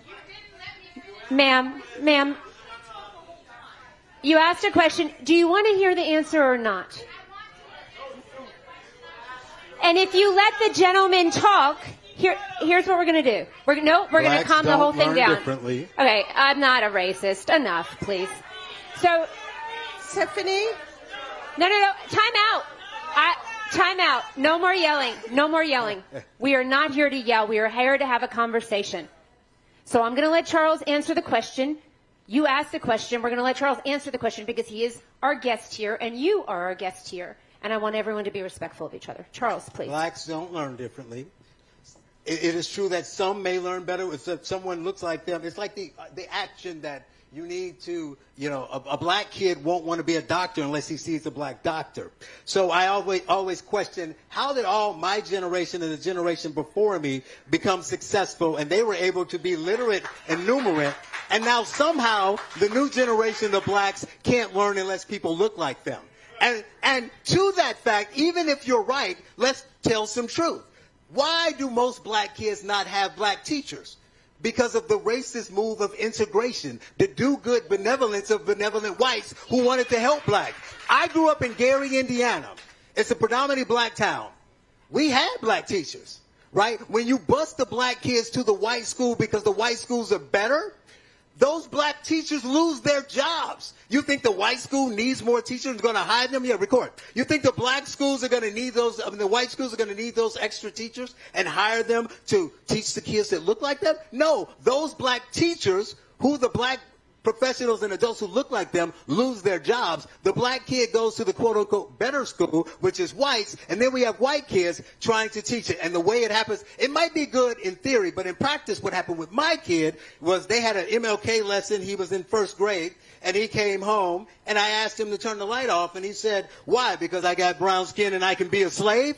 That's your culturally relevant teacher, because it's not done properly. People don't know how to do it. So even if I give you the argument that it could be helpful in some ways, they don't know how to do it. And the people who are going to teach are going to be the people who are already not teaching any of the kids at grade level. So if they can't read and write at grade level now, you're just focusing on that. Let's change the names of the book to Jamal and put a black kid in the teacher in the class. And now the kids are going to learn? That's ridiculous. Next question. Sorry, Tiffany. I'd like to also respond. Yes, Mona, I'm sorry. Yes. So, number one, we are dealing with a global economy. And the fact of the matter is this: New York City children are not at grade level. You talk about culturally responsive learning and education. Perhaps you're not looking at outside of the U.S., where the majority are black. Look at the African countries. Look at Nigeria. Look at South Africa. Look at Kenya. Look at the Caribbean. Look at the quality, the high quality of education, and they are getting a Commonwealth education. They are not getting your CRE education. They are getting a Commonwealth education. Math has no color. Okay? Reading has no color. So the fact of the matter is this: America's children are failing, and America's children will not be able to compete in a global economy until they learn how to read, write, and do math. Those are the facts. And outside of the U.S., in Africa, in the Caribbean, in these countries of color where they're not bowing to this ideology, black people are thriving. And I'm an example of that. So we're going to be respectful to this event space. We're going to take one more conversation. I know there are hands up. We're supposed to be out by 9 o'clock, and we rented this space, so I want to be respectful of that. Sir, your question. Yeah, hi. I think some of you know me. My name is Chen Kwok. I'm a former CECD2 council member, and I deeply respect all the panelists here tonight. One question I have is to Corey about school choice. Some of the critics about school choice say that if you get government money, there's strings attached. So what are the strategies to avoid that? Because then that takes away freedom as well, and there'll be indoctrination because it's government-led. And then before you answer that, I just want to say one thing about Brad Lander, who's the senator, the state senator who goes around insulting parents. I had an experience with Brad Lander when I was a council member. He berated a parent whose child was getting beaten up at school and was coming to him for help. Okay? And the other thing is he authored the law that lets kids come to New York State to get operated on, get medicalized. Meanwhile, he's a gay man, and I've posed the question to him several times and asked him, would he have regretted having that surgery himself had his own law been active, where he would run off to New York City from West Virginia and had surgery? Would he or his current husband regret that? I hope you all can find him and ask him that question for me. Thank you. So it's a great question about school choice. I'm going to let Corey answer that, and then we'll say some thank yous. Yes, Corey, yeah, so go ahead. basically the question is about government shekels and shackles, right?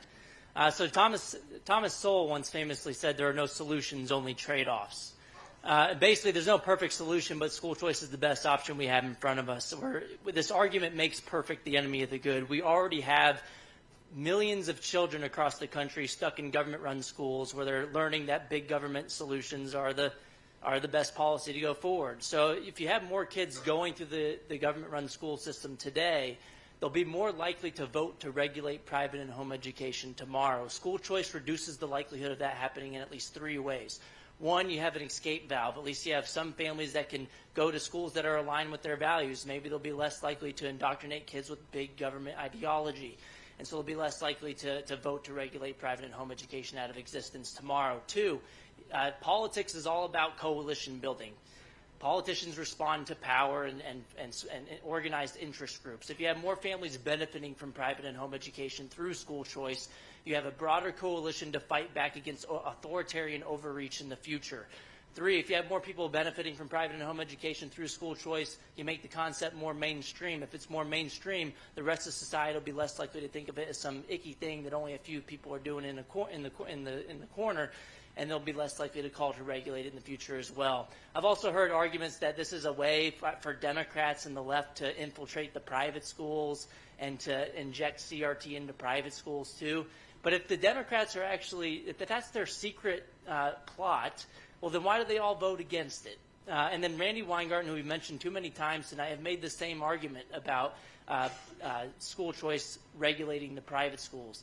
Is she saying that because she's some anti-government libertarian? No, she's a big government socialist, wants to keep her gravy train going and trapping kids in failing government schools. So this is the best solution we have. It's you don't want to miss the forest for the trees. And the government has already regulated private and home education historically. In Oregon, they outlawed private and home education in 1922. In 1925, thankfully, Pierce v. Society of Sisters, the U.S. Supreme Court famously ruled in 1925, 3 years later, that the child is not the mere creature of the state. So that wasn't because of a school choice program. It was because you had authoritarians who wanted to control the minds of other people's children. You have that in New York today. According to HSLDA, the Homeschool Legal Defense Association has the worst homeschooling law in the books. They don't have any private school choice programs here in New York City. You don't have them in Rhode Island or Massachusetts. They have the worst homeschooling laws in the books as well.